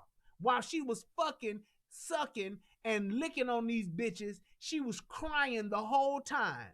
She was trapped in the closet the whole time. Her grown ass was flying into Atlanta, going into the black room, sleeping with a 17-year-old girl. She was crying the whole time. She was flying back and forth, leaving her kids, coming back with her daughter, taking care of her kids, and giving her daughter Gucci bags, giving her daughter her red bottoms, letting her loan her some money. She was crying a single tear the whole time this was happening. And we as people ain't saying shit about this. You gotta be fucking kidding me, man. This is ridiculous. Ante McGee. So, thank you for coming. I know this is delicate material. After 2 years of dating with R. Kelly, you decided to move in. R. Kelly accuser Asante McGee speaks out about being groomed and allegations of a sex trainer. Look at that bitch hairline.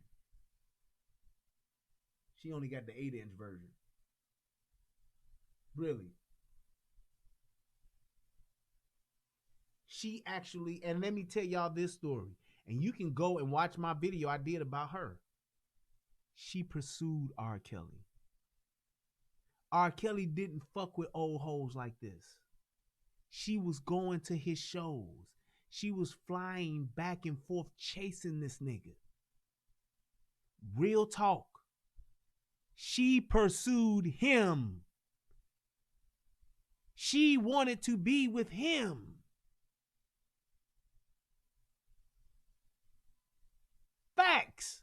She went after this dude. R. Kelly didn't see her somewhere and was like, oh yeah, girl, you gonna be my girl. That bitch was going after him. Popping up at his shows. Going to the after party. She was chasing this nigga. How the fuck are you a victim? How the fuck are you being abused and you chase the abuser? What the fuck is that? Super Stockholm Syndrome? I'm gonna go, see, I got Stockholm Syndrome, but my Stockholm Syndrome is a level up because I gotta go find me an abuser to be with.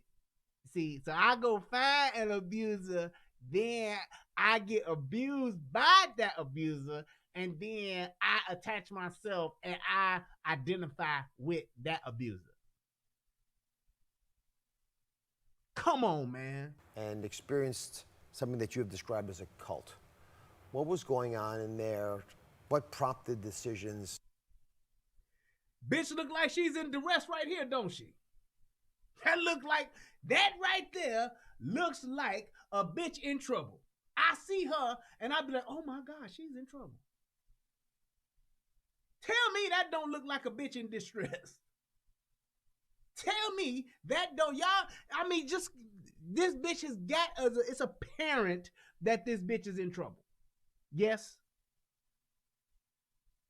That's what we looking at. Are we really looking at a bitch in captivity? Like a fucking animal? Are we really looking at a bitch in captivity right now? Tell me that. This bitch is being held against her will. She is being controlled. She's being manipulated and abused on a consistent basis. I mean, just look at her. She's in trouble. You see the other people around, they're scared too. He got that dangerous cigar and that really dangerous gold chain around his neck. This is insane. I'm not, and look, C. Langley. I'm not really trying to say that I'm representing him. I'm just calling it like it is. You're trying to convict a man and giving him over 500 years for this dude doing some shit that grown people are doing right now. Right now, there's some bitch strapped up to some rig hanging from a ceiling, and she's literally waiting on some man or her man to tell her what the fuck to do. Right now, there's a man laying at the foot of his bed with his wife sitting up in the top part of the bed wearing a fucking leather corset on, and she's like, look, I'm ready to go to the bathroom. Come lay down over here so I can step on you with these motherfucking 9-inch heels, spike heels, when I get off the bed. While I'm sitting on the toilet, you lick my boots, motherfucker. And they're doing it. That's all I'm saying.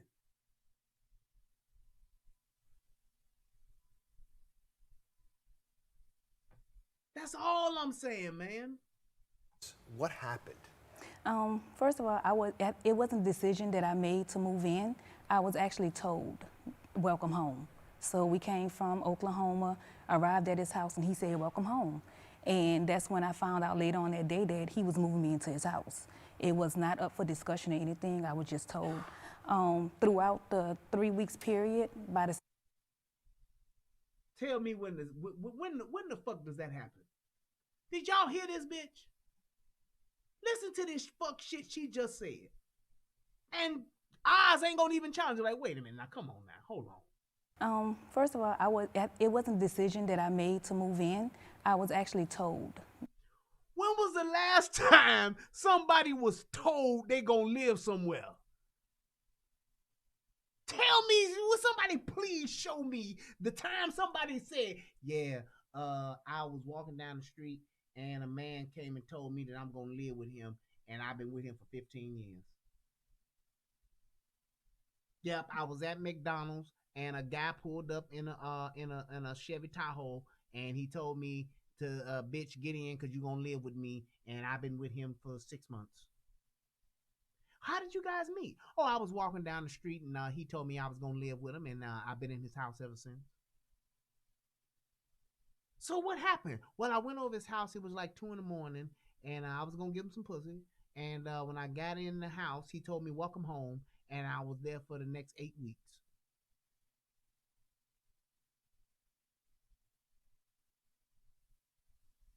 C-Mac, you said, what about R. Kelly? What about what R. Kelly did?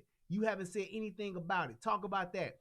Tell me what he did that I have not talked about, because you are videos and shows behind. I've already said him sleeping with an underage girl by law, it is statutory rape. No doubt. That's the law. That's what it is. However, the fact that these kids, these women, these girls have come out and said specifically that their parents allowed them to go fuck this dude, ain't nobody said nothing. The fact that this bitch right here is good and grown talking about this dude made her move into a fucking mansion, that's a fucking problem to me. Because people are believing this shit. So you tell me what R. Kelly did that I have not said that he hasn't done. Did he fuck Aaliyah and she was underage? Yes. Did he fuck Sparkle niece and she was underage? Yes. Is that statutory rape? Sure the fuck is. I guarantee you that there's plenty of motherfuckers who live on your block and live in your family who you know, men and women, who have fucked a 17-year-old, a 16-year-old in your house. I mean, not in your house, but in your family. I know your ass got an uncle or two that done fucked a young girl. Your ass probably had your first boyfriend, or you probably had sex for the first time when you was under fucking 18. So I'm not here to play semantics. I'm not here to play games. I'm talking about the reality of these motherfucking young girls that's motherfucking playing a part in fucking these grown men. It's something that has happened since the beginning of our society here in this country, let alone since the dawn of time.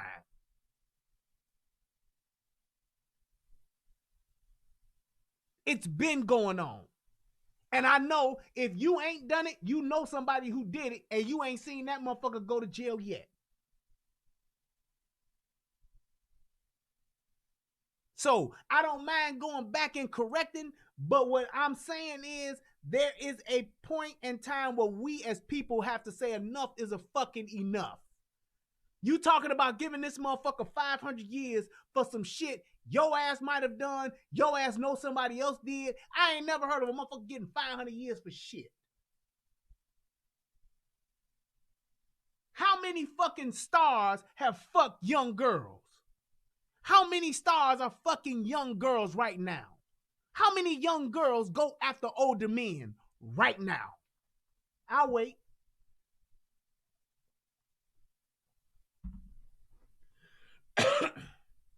Tell me where I'm lying. So you talking about what I haven't said? I'm talking about what has been said. I'm talking about what has been done. This shit is what's going on right now. There's some young fucking girl at a concert that's trying to fuck the dude on stage.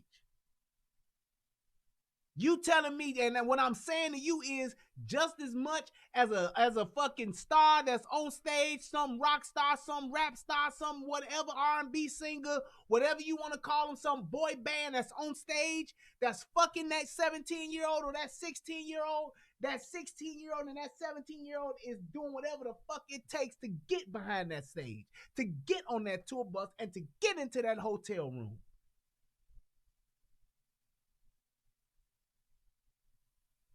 That's what the reality of this is. And the fact that we as a society and we as people aren't acknowledging that, that's fucked up.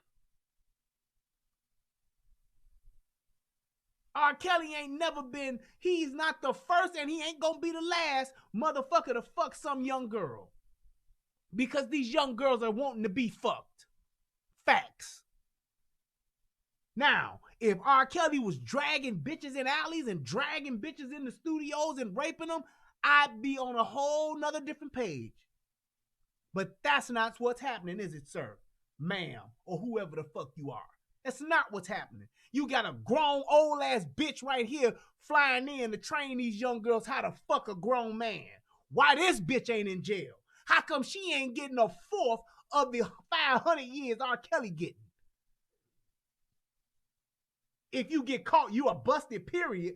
Motherfucker, plenty of people know the people who done did the shit and they're not doing what's happening here.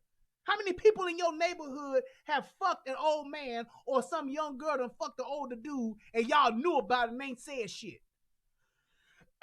Fuck out my face. Even though you ain't in my face, but get the fuck out my face. How I'm gonna say get the fuck out of my face on YouTube? How you do that? How do you get in my face? You in my face on YouTube. Fuck out of my face. No. I'm just saying. That shit goes on, man. It goes on. It's plain. It's just like people saying, it's just like when people talk about doing marijuana. Most motherfuckers try they first joint or some shit like that when they teenagers. 14, 15. You get your first hit of the weed, get your first cigarette, your first beer. So it's plenty of shit happening that's underage. And it's not somebody forcing you to do it. You're pursuing it. There's some statutory rape laws or consent to have sex laws where you could be 15. It might even be somewhere the age of consent is 14, if I'm not mistaken. I want to say the lowest in the country in a state is 14. So it's like you talking about a 14-year-old who can consent to have sex. You talking about a 13-year-old or a 12-year-old who can get married with parental consent. So the fact that we're trying to act like these young girls ain't fucking, the fact that we're trying to act like these young boys ain't fucking, what about these old motherfucking bitches in these schools fucking the shit out of these young boys? And they getting busted. What they getting? A year? Probation? What about that? Where's the Me Too for all the young dudes?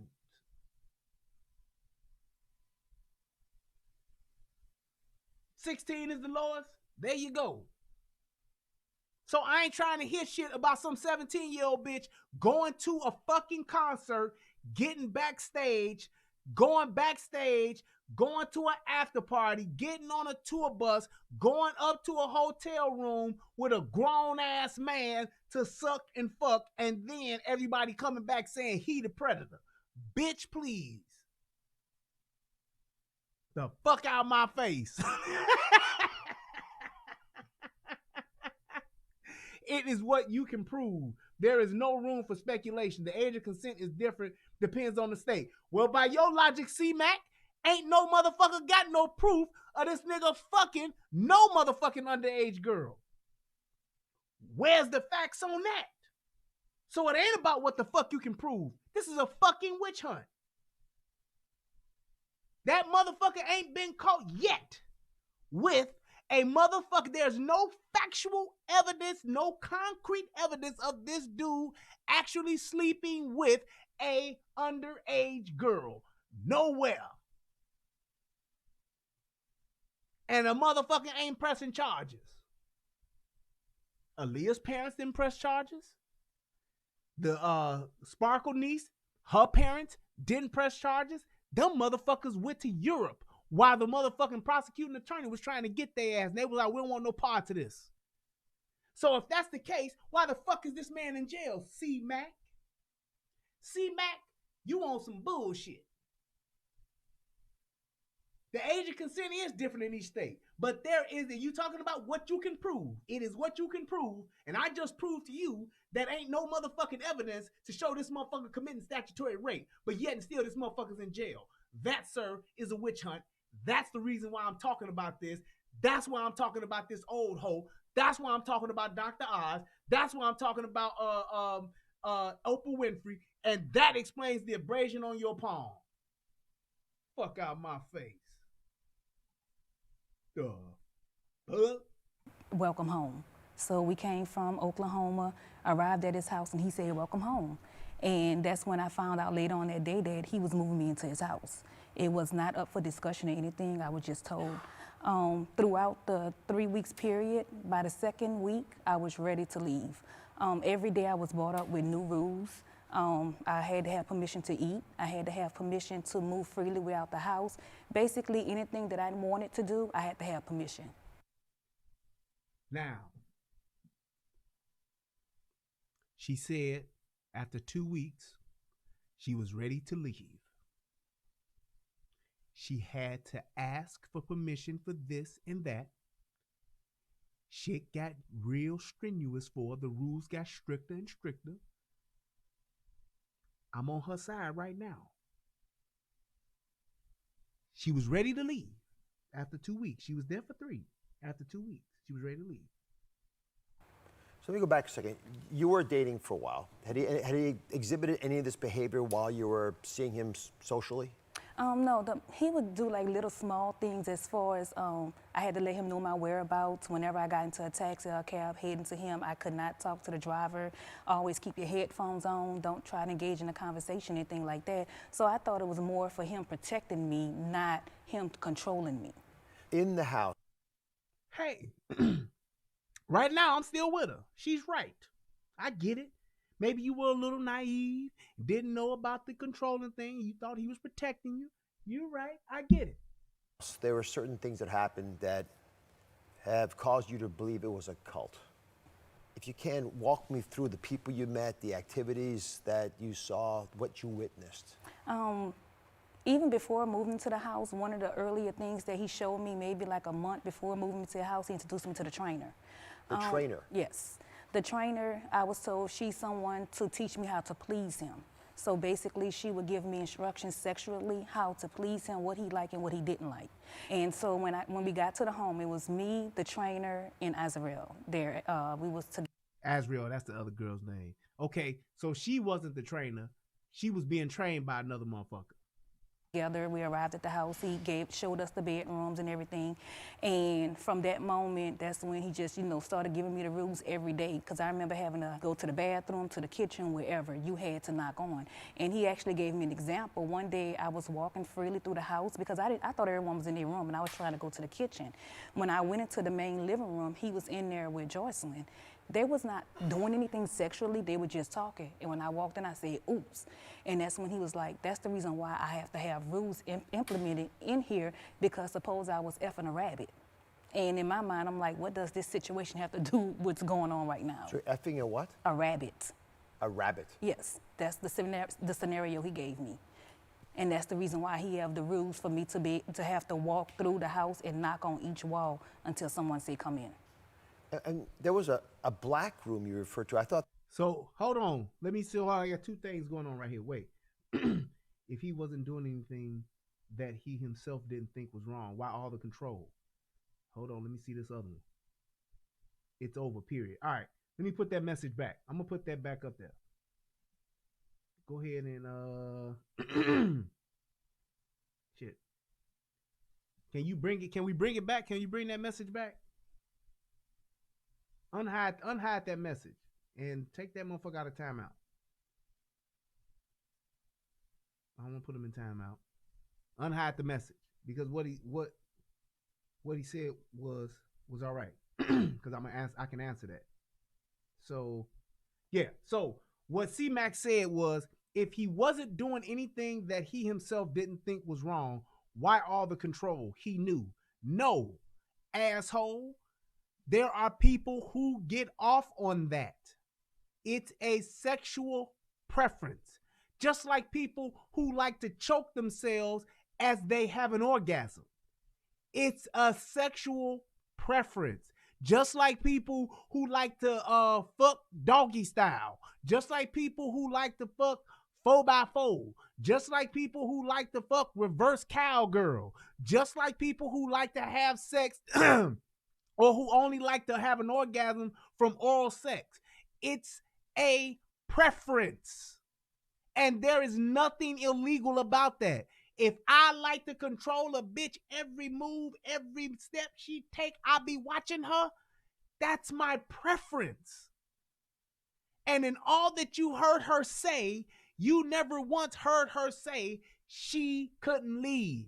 Because what she didn't say is that she went back home after 3 weeks and the bitch came back. Who the fuck leaves their kids for 3 weeks? You gotta wait it out. That's fine. I can wait it out. That's my point. There is no crime in controlling a bitch. That is not illegal. Why the fuck you want to make it illegal now, C-Mac? I have no clue, but it's not. 4x4 is when you're laying side by side. You count the 4 legs, like Her 2 legs, your 2 legs, and you land like that. That's what that is. B cuts. That's 4x4. That's sexual education there. But that's my point. When you have a preference sexually, when you have a preference as far as your lifestyle, that's just like people who live, what's the people out? The Mormons. They don't believe in women wearing pants. That's control. That's preference. That's what we believe as worshipers. It's just like how Middle Eastern women wear the, what's the wrap called? Is it a baklava? No, baklava, that's some goddamn food. I said baklava. What is the wrap that the Middle Eastern women wear? I forgot what it's called. I said baklava. That was the wine. But a hijab or hijab or whatever it's called. That's not control. That's their preference as far as what their beliefs are with their culture. Period. That ain't no motherfucking thing. Oh, well, yeah, see, you committing a crime there. That's a burqa. There we go. Burqa, that's what it is. That's all I'm saying. So why you trying to make this a crime? It's not a crime if I want to tell my girl when she go to the bathroom, if she with it. I'm not holding her against her will. She's participating in it. That's called relationship, motherfucker. That's what that's called. That's the dynamic of our relationship. It's just like I've seen, there are certain times where there are certain couples that go out where the women won't talk to men. There are certain churches and certain faiths where the women will not touch a man except her husband. I've been to churches to where the women will say hi and speak to my wife and hug my wife and won't even acknowledge me. Or they'll just say a hello, but they hug my wife, hug my daughter, and keep it moving because they believe that a woman should not have contact with a man unless it is her husband. How the fuck you're making that seem like that's a crime? I don't know, but it's not.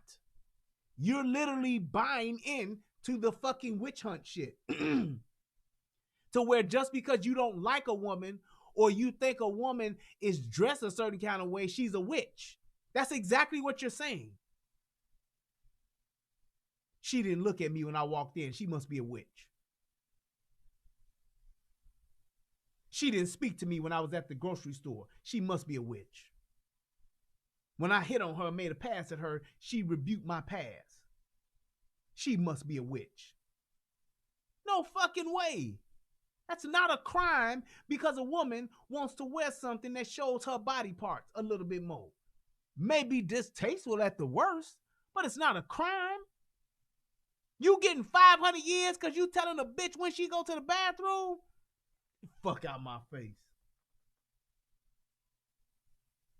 You tell me you got to do 500 years because you got a bitch getting trained on how to fuck you? Get the fuck out my face.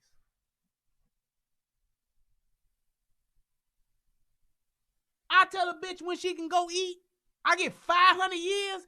Tell me what law that is, sir. Go find me the law. Find me the statute. Read me the code out of the law book. If it's section C-108.2.7, show me the statute where that is against the law to tell a bitch when to go to the bathroom and tell a bitch to call you daddy. When I tell a bitch when she come in my house, she home, tell me where that's a crime. Fuck out my face. That was to provide privacy. What was the black room? The black room was everything that happened sexually went on in that room. If he texted you and said, meet me in the black room, you were to meet him in the black room. In that black room, it was a bed, had black comforter, black accessories on the bed. You had like a sofa and a chair, the walls was painted black. He had black curtains, and even the bathroom was black. The toilet was black, the sink, everything was blacked out in there. And so that's what every room in the house was called something else. It was a black room, a pink room, a jungle room. Every room had a name to it. And this is illegal how? You do 500 years for having a sex room. That's what we saying now. 500 years for having a room that I have sex in. No matter how weird the sex is, it's my room in my fucking house. Come on, man. Would the trainer meet people in the black room? Mm-hmm. And there was actually one time where I was trying to sneak out my room to go downstairs, and Joycelyn, the trainer, and another girl, all three of them coming out of the black room with their heads down, and I hurried and ran back in my room. Oh, so you knew they was in the room. You was able to get out your room. Tell me where this bitch is trapped in the closet. Because that's what the name of her book is. Tell me where this bitch is trapped. She just said that, because she said when she got there, he told her, welcome home. You at home now, bitch. You moving in, bitch. He's in the room with two other bitches, and she know that they in the room fucking and sucking and going at it with the cameras on or whatever, but she's still able to come out of her room? I ain't heard of the bitch saying I was chained, I was tethered, I was drugged. I ain't heard of none of that yet. But she's steady saying that she's what? Being forced? How, Sway? And this is illegal in what state? I don't know. Were you surprised that the trainer wasn't there to protect you or support you, and it seemed like it was doing the opposite? I think I was confused more than anything.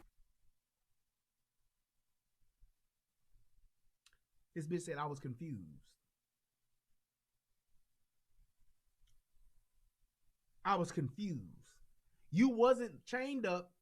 You wasn't drugged.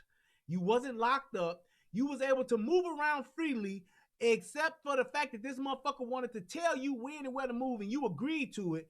But now you saying you was confused? The nigga bought you motherfucking red bottles. He bought you Gucci. He put stacks of money in your fucking pocket, and you talking about you was confused? Bitch, you wasn't confused. Because, you know, her telling me, you know, she's here to train me, and he's explained it to me, and as the days went by and we were going into the black room, and she's like basically like directing the movie. And then he'll tell her to do different things to me, and he'll sit in the back and like he's directing the movie and he's recording it. That's called porn.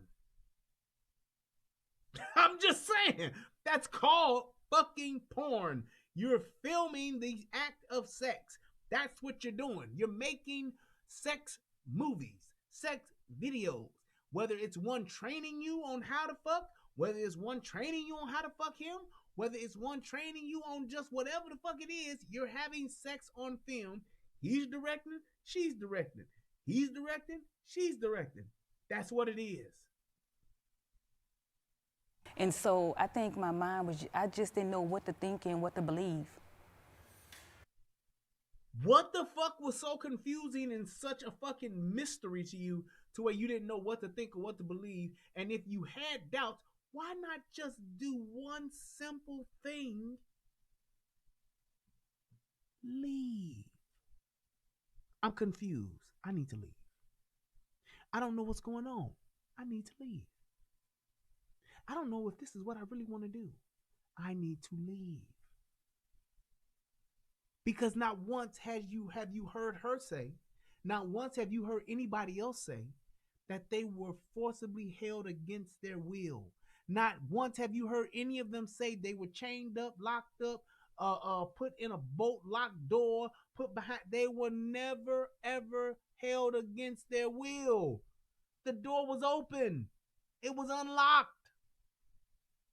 If you're confused or if you feel that you're abused, leave. If motherfucking Tina Turner can leave, bitch, so can you. So R. Kelly, again, has denied all claims of sexual abuse. Samantha, you've seen the video, I gather, of Joycelyn, right? Yes. What do you think of her reading that statement? It was definitely scripted because if you notice, everything was we. It was never I. And here we go. She did say I when she spoke in her own words. Jesus Christ. Now people can't have statements written by their legal team. Seriously? Are we really going there?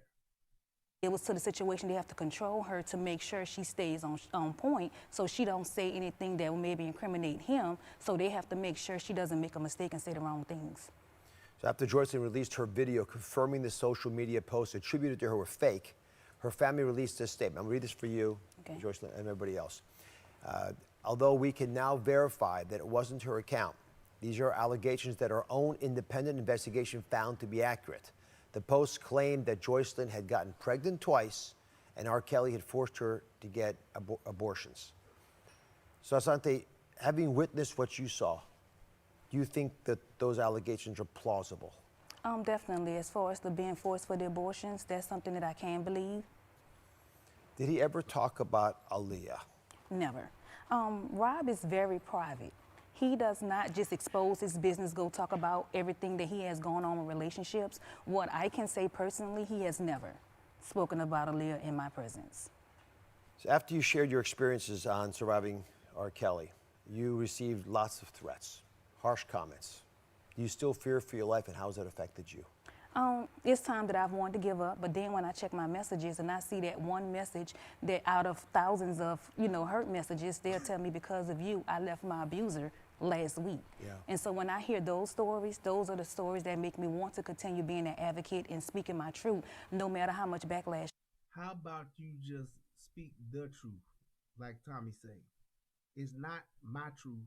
It's not your truth. It's just the truth. It ain't yours. It ain't mine. It's just what is. It's the facts. How about just speaking that shit? I received for telling my truth. Good for you. Takes a lot to be brave in the face of, especially in a controversial area like this. What's the message you would like to deliver that Joycelyn Savage and Azriel Clary should be hearing? Just know that there are people out here that really love you and really concerned about your safety. Even if you don't feel comfortable with reaching out to your parents because there's a lot of media attention, reach someone that won't judge you, because I feel like being in an abusive relationship, the biggest thing for us not coming forward is being judged. It's embarrassing. I hear a lot of people say, oh, you're old enough, I would never be in that situation. You never know what situation you'll be in until you're actually in that situation. You never know what situation you allow yourself to be in when red bottoms are on the table, when a Gucci bag is on the line, when a Prada bag is on the table, when red bottoms are on the line. You'll never know what situation you will be in when a trip to the Gucci store is on the table, when driving a Mercedes is on the line, when riding in a Maybach is on the table. You never know what position you'll put yourself in when you can be, or what situation you'll be in when you're VIP at the show, when you're backstage, when everything is paid for, when you're giving thousands of dollars. You never know what situation you'll put yourself in and you'll allow yourself to be in when you're getting shit that you normally can't get with your broke ass. That's called prostitution, not being in a situation. You are whoring yourself out for goods, period. You are providing a service, and for that service, you are being compensated with material items and or money. That's called a transactional relationship. You're allowing yourself to be controlled for money and for materialistic things. That's called prostitution. That's called being a whore. That's what that is. It's not being a victim. It's not being abused. You are literally providing a service, and for that service, you're being compensated. That's what you're doing. It's fucking straight up, without a shadow of a doubt, capitalism. Bitch, get the fuck out my face. I left my ex. I promised myself I would never allow another man to abuse me. And I ended up with Rob.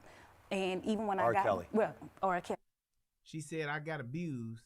She said, I got abused with my other man. And I said, I never allow myself to be abused. Then I got with Rob and got abused. And why the fuck would he not let her call him Rob?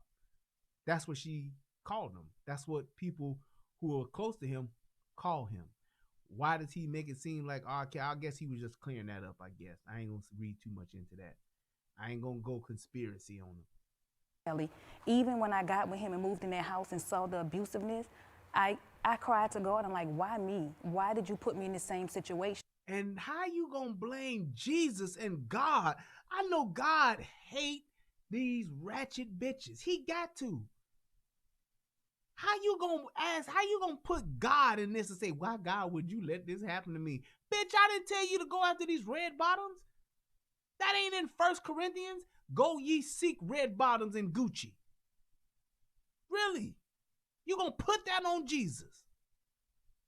But then I had to realize. I know Jesus like, get the fuck out of my face.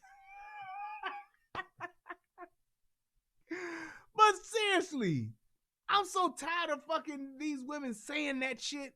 Anytime a black woman get in trouble, she makes some fucked up decisions and put herself in a fucked up situation.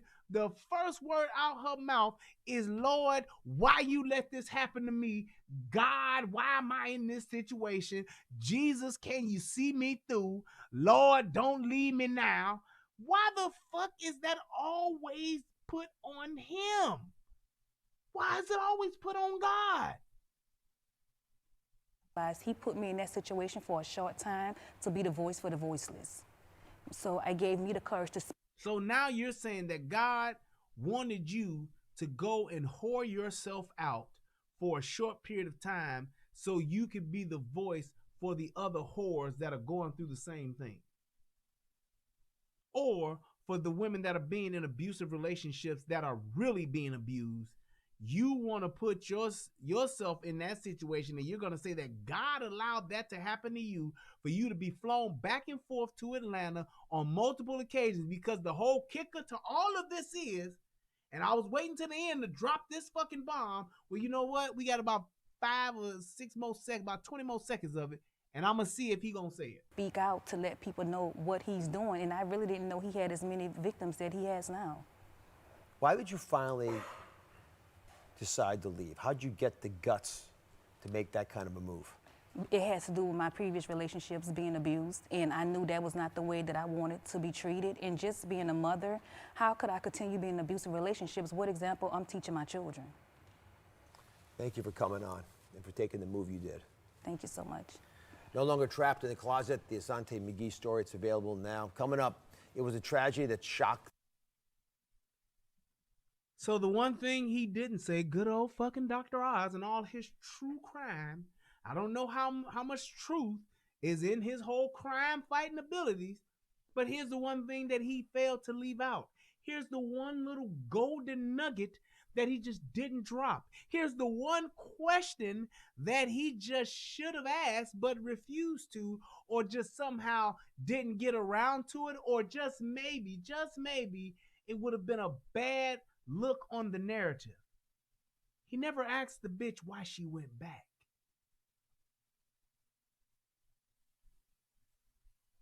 Because she didn't just go for 3 weeks and that was it, and she was never heard from again from R. Kelly. The bitch went back. She went, chased him around, finally got to the house, got money, got clothes, got bags, got shoes, left, and came back. This bitch story, this bitch's book, it's not about just her 3 weeks. The bitch was going back and forth. And I did make the mistake of saying that she was the trainer motherfucker, but she wasn't training him. But she was going back and forth. And the only time that yes, princess, the only time that the bitch actually got mad and said something was when he stopped paying her. He was done with her. See, that's the thing.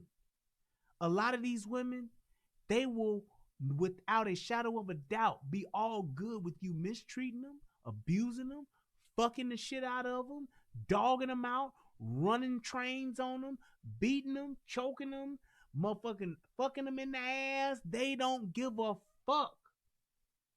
But the second you don't want their ass no more, now there's a crime.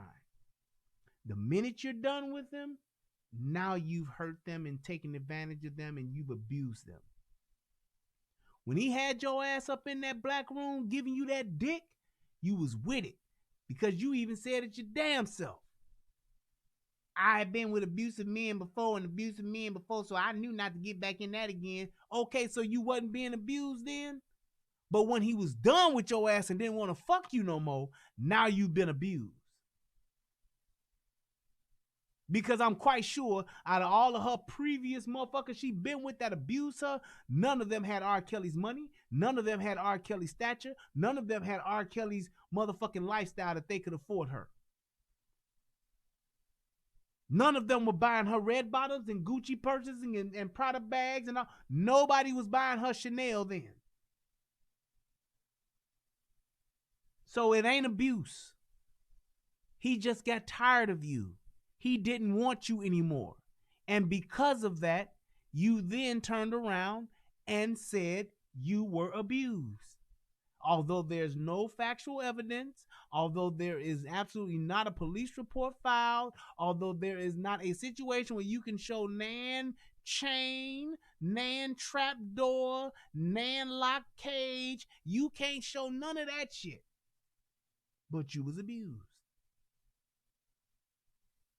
I say to you humbly, ma'am, get the fuck out of my face.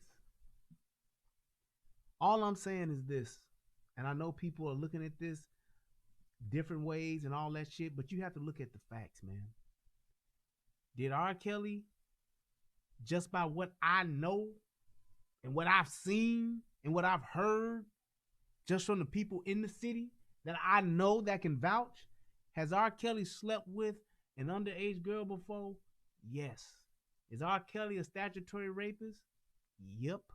However, there is no corroborating witness. No corroborating victim. There is no evidence that supports or states that. It's all hearsay. It's all your word against mine. The young girl on the tape, because I know there's some stupid motherfucker who been watching this the whole time saying, but what about the tape? But what about the tape? But what about the tape? What about the tape? The tape has the girl on there having sex and they don't want to press charges. She don't, and neither did her parents. Did you see the district attorney? Did you see the prosecuting attorney? Did you see that bitch Kim Fox? Did you see any of them other motherfuckers that's been working for Cook County for 20-something years? Did you see any of them saying, well, we're going to charge the parents? Nope. Did you see any of them say that we're going to drag the parents into jail? Nope. They never do anything or say anything to the parents. Azriel parents literally served their daughter up to R. Kelly. They let her go be with him in Orlando. He paid for a ticket for her to come and they allowed her to go because they said, we knew she was going to be 17 in a couple months and she would go anyway.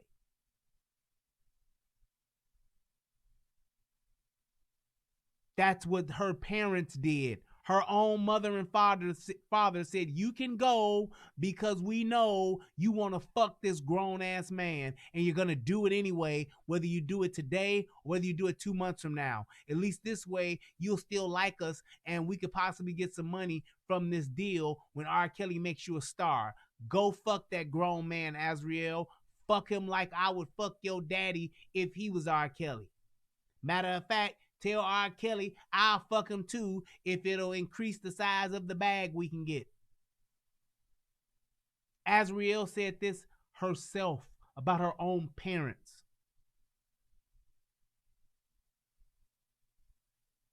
Same thing with Joycelyn Savage. Her parents wanted her to go be with R. Kelly because they wanted a deal. They came up with some bullshit ass rules saying, well, we gonna have her sister be with her the whole time. And R. Kelly manager and his people was like, yeah, okay, we'll make sure that happens. Fuck out of here. There's no way in hell I'm gonna put my daughter in charge of my daughter and they only a couple of years apart. The fuck my daughter gonna do anyway if some shit go left? They didn't care because they wanted the access to the resources. They wanted the money. They wanted their daughter to be a star, and they were willing to allow them to go be with a grown-ass man to do it. You put your kid on a plane to go be with a grown-ass man in hopes of her becoming a star. That's what you did. But that's not a crime, I guess, in our society.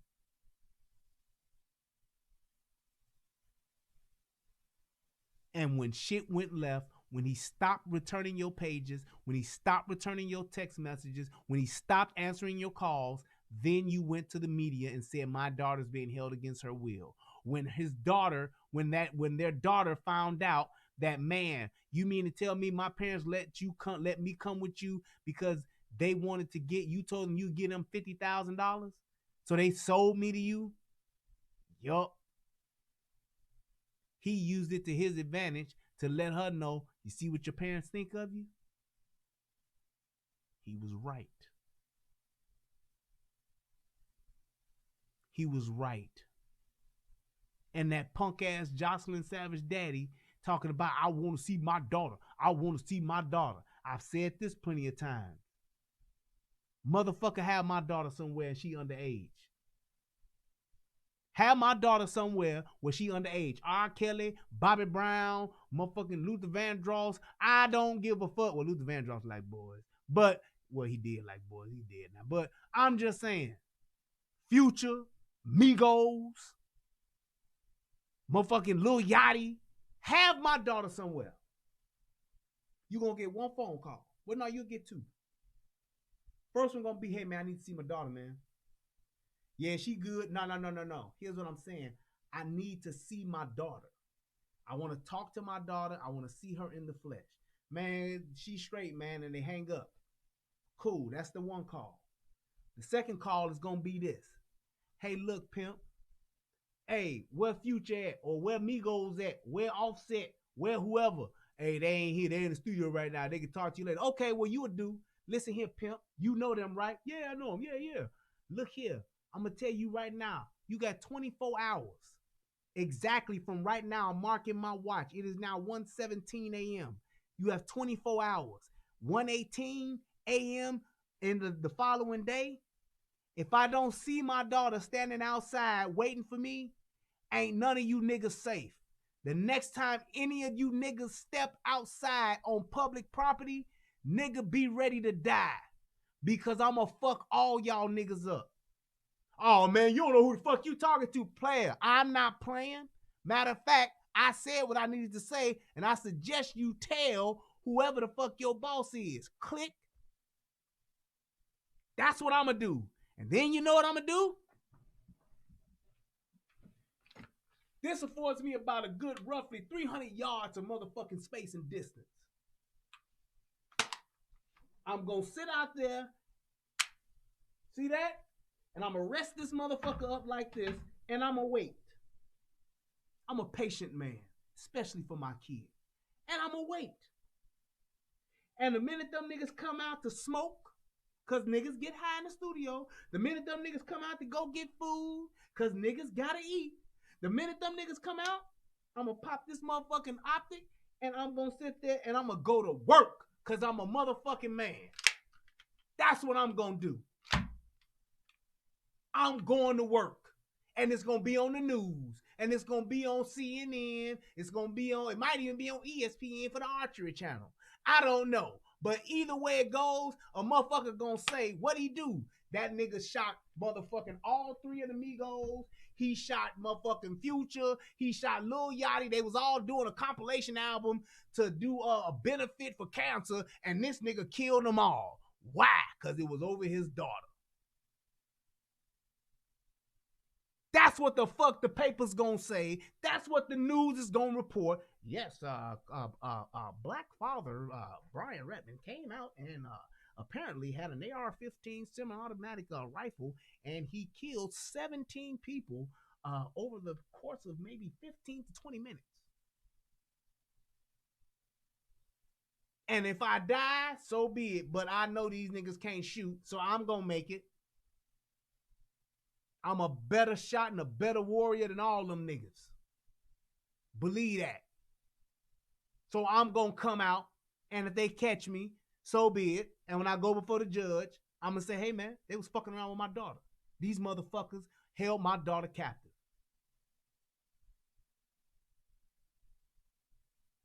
All them niggas gone. Well, sir, this was just a security guard. Hey, man, I couldn't tell the difference. These niggas all look like rappers to me.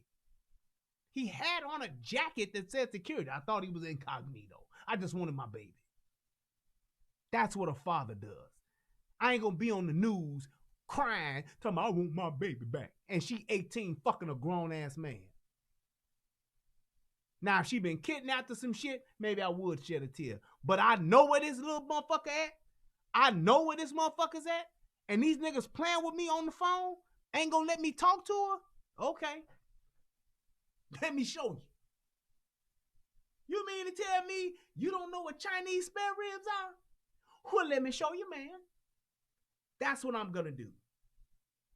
That's what fathers do. We die for our legacy. We die to protect that which is most important to us.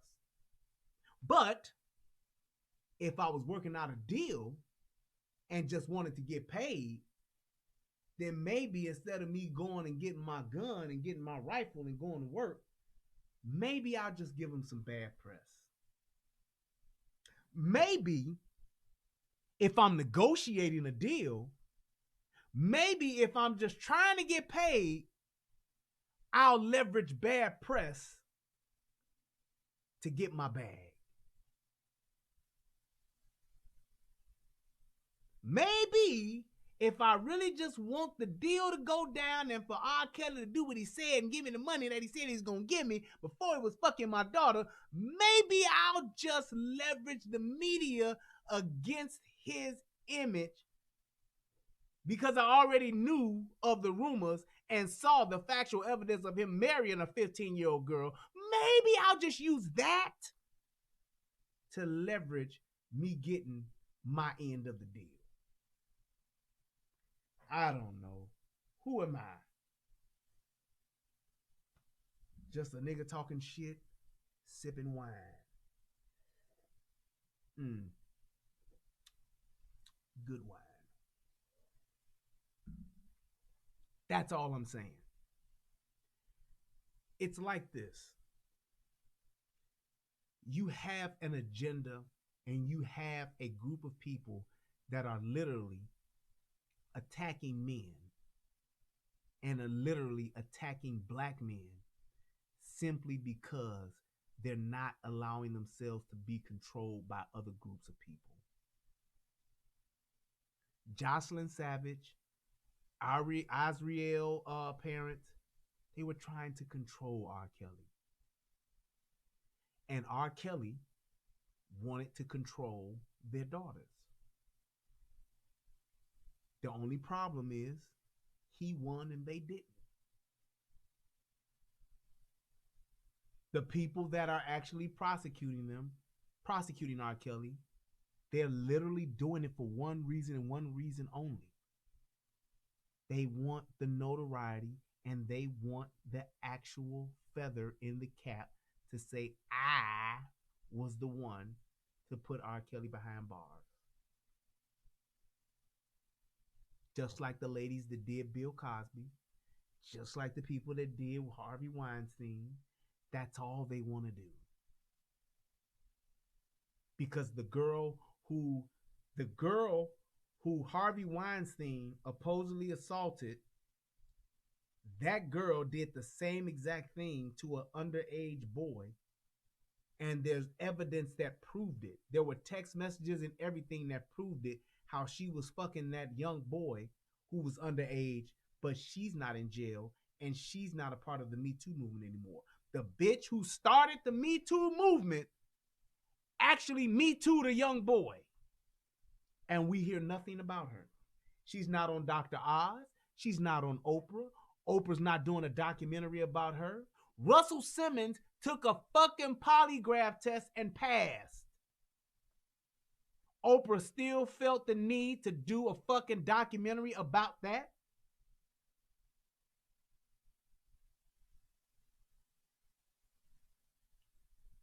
But we don't want to talk about that for some reason. Nobody's saying shit about that, huh? Nobody's bringing that up. I call bullshit on that, people. And that's a problem. It is what it is. I just wanted to be the person to say, hey, I said something. Because there's fuck shit going on. There are kids out here that are being abused. There are plenty of kids that are being taken advantage of. There are young women that are physically being raped, dragged into alleys, dragged into bandos, taken hostage, and are literally being trafficked across this country right now as we speak. I think that they're a little bit more important than some old bitch flying back and forth to Atlanta to go fuck a star because she like his music and she like to see that he on stage and he got money. I think that those people, that young girl that's walking home from school, that's going to get raped tomorrow, that young boy that's being taken advantage of, that don't nobody know about because he can't say that somebody's fucking him because they're going to say he gay. I think that that young kid, I think that that young lady, I think that that grown woman that's getting physically assaulted and getting her ass beaten, getting raped, I think that they're a little bit more important than some bitches who chasing a fucking superstar and thinking that they going to get something from him by giving up something to him. Shout out to my man Bolo who donated. Hit your boy up with $2. He said, hey, for the love, man. I appreciate that, bro. Thank you so much. Shout out to my brother DJ Jose. He says, tell your audience to subscribe and next show date. Thank you. Hey, subscribe to my channel and I will be doing a show tomorrow night, probably at around 10 o'clock. So definitely subscribe to the channel tonight. Click the like button. Click the share. I will be doing a show tomorrow night as well. There we go. I hope that's good enough, DJ. Also to my man Billy Goat. He hit your boy off with $1 as well. DJ hit me off with $2. Thank you, sir. I appreciate it. I'm going to check this PayPal and I'm going to giddy on up out of here. Let's see here. And I think that is it. Ain't nobody hit me up on the PayPal. So it is what it is, man. All I'm saying that the fact that Oprah Winfrey, the fact that KRS-One looking chick from the Me Too movement, the fact that these people are of color and they getting together to have a fucking witch hunt about some shit, in my opinion, that is saying, hey, there are more players involved in this that need to be prosecuted if you're going to prosecute it. And there's also a wider spectrum of people that are committing this crime, if you want to call this a crime. Thank you. I'm subscribed to both your channels, my brother. Thank you, man. I appreciate that. On it Halls. That's what's up. That's all I'm saying. If we gonna Me Too, then motherfucker, let's Me Too. Let's go after everybody instead of just these motherfuckers that's trying to get a bag. Let's go after the motherfuckers who have a criminal, who committed a crime and should be going to jail, as opposed to trying to go after these motherfuckers that's gonna get nothing but a fucking civil lawsuit and get a fucking settlement. Because that's all these hoes is trying to do, is get a bag. Them hoes that did that Surviving R. Kelly thing, you know what they did? Because they had no factual evidence. There was nothing to actually prove what they said happened. You know what they did? They all got together and went on a fucking tour to make money. That's it. Talking about they telling their story. What? About how you was on a fucking tour bus knowing that this dude was fucking the shit out of Aaliyah and you didn't say shit? Because you was getting VIP treatment? Because you was getting paid? Because you was going any and every way you wanted on this nigga's back? Seriously? And last but not least, how come we not calling this man a victim when every other woman who done got abused and do some fuck shit automatically is a victim? Somebody answer me that, and then I will recant my shit. I'll take it down. I'll put up a public apology. Tell me why R. Kelly, who was abused as a child from the age of 7 till he was grown and out the house, tell me why he's not considered a victim when every other woman who done got off of committing criminal acts with evidence, I'm talking murder, and all they said was I was abused. No evidence of it. They just said it. And they're automatically forgiven and let free out of jail or not charged at all. Tell me how come he's not a victim, or tell me that he is a victim and show me, why he isn't a victim. If you can prove to me why he's not a victim and these other women are, I'll recant and I'll pull it down. Send me an email, send me a comment, whatever you want to do. Prove that shit and I'm good. I'll shut the fuck up. You won't hear another video. That's all I'm saying. Shout out to Vicky Meek. She hit your boy off with $2 as well. Thank you so much. And she subscribed to both channels, United Guns of America and also to the Relationship Rehab. Click the subscribe, click the share button, click the like, leave me a comment. You can email me at the relationshiprehab@gmail.com. If you want to talk about gun stuff, Second Amendment, guns, types of guns, whatever the case may be, you can hit me up at ugoa1791@gmail.com as well. Thank you guys so much for watching. I want to give a shout out to my brother DJ Just J. Shout out to my brother Tommy Sotomayor. Shout out to the Soto Nation and everybody else that has participated in this channel and watching, clicking the like and clicking the subscribe button. I love y'all, to all my fam. Till next time, peace, and I'm out. Remember this, people. If they get away with this bullshit here and now, it ain't gonna do nothing but get worse. These people are making shit up and they're actually winning because of it. Okay.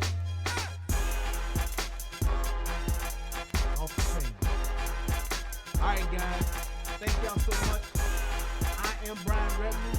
This is the Relationship Rehab.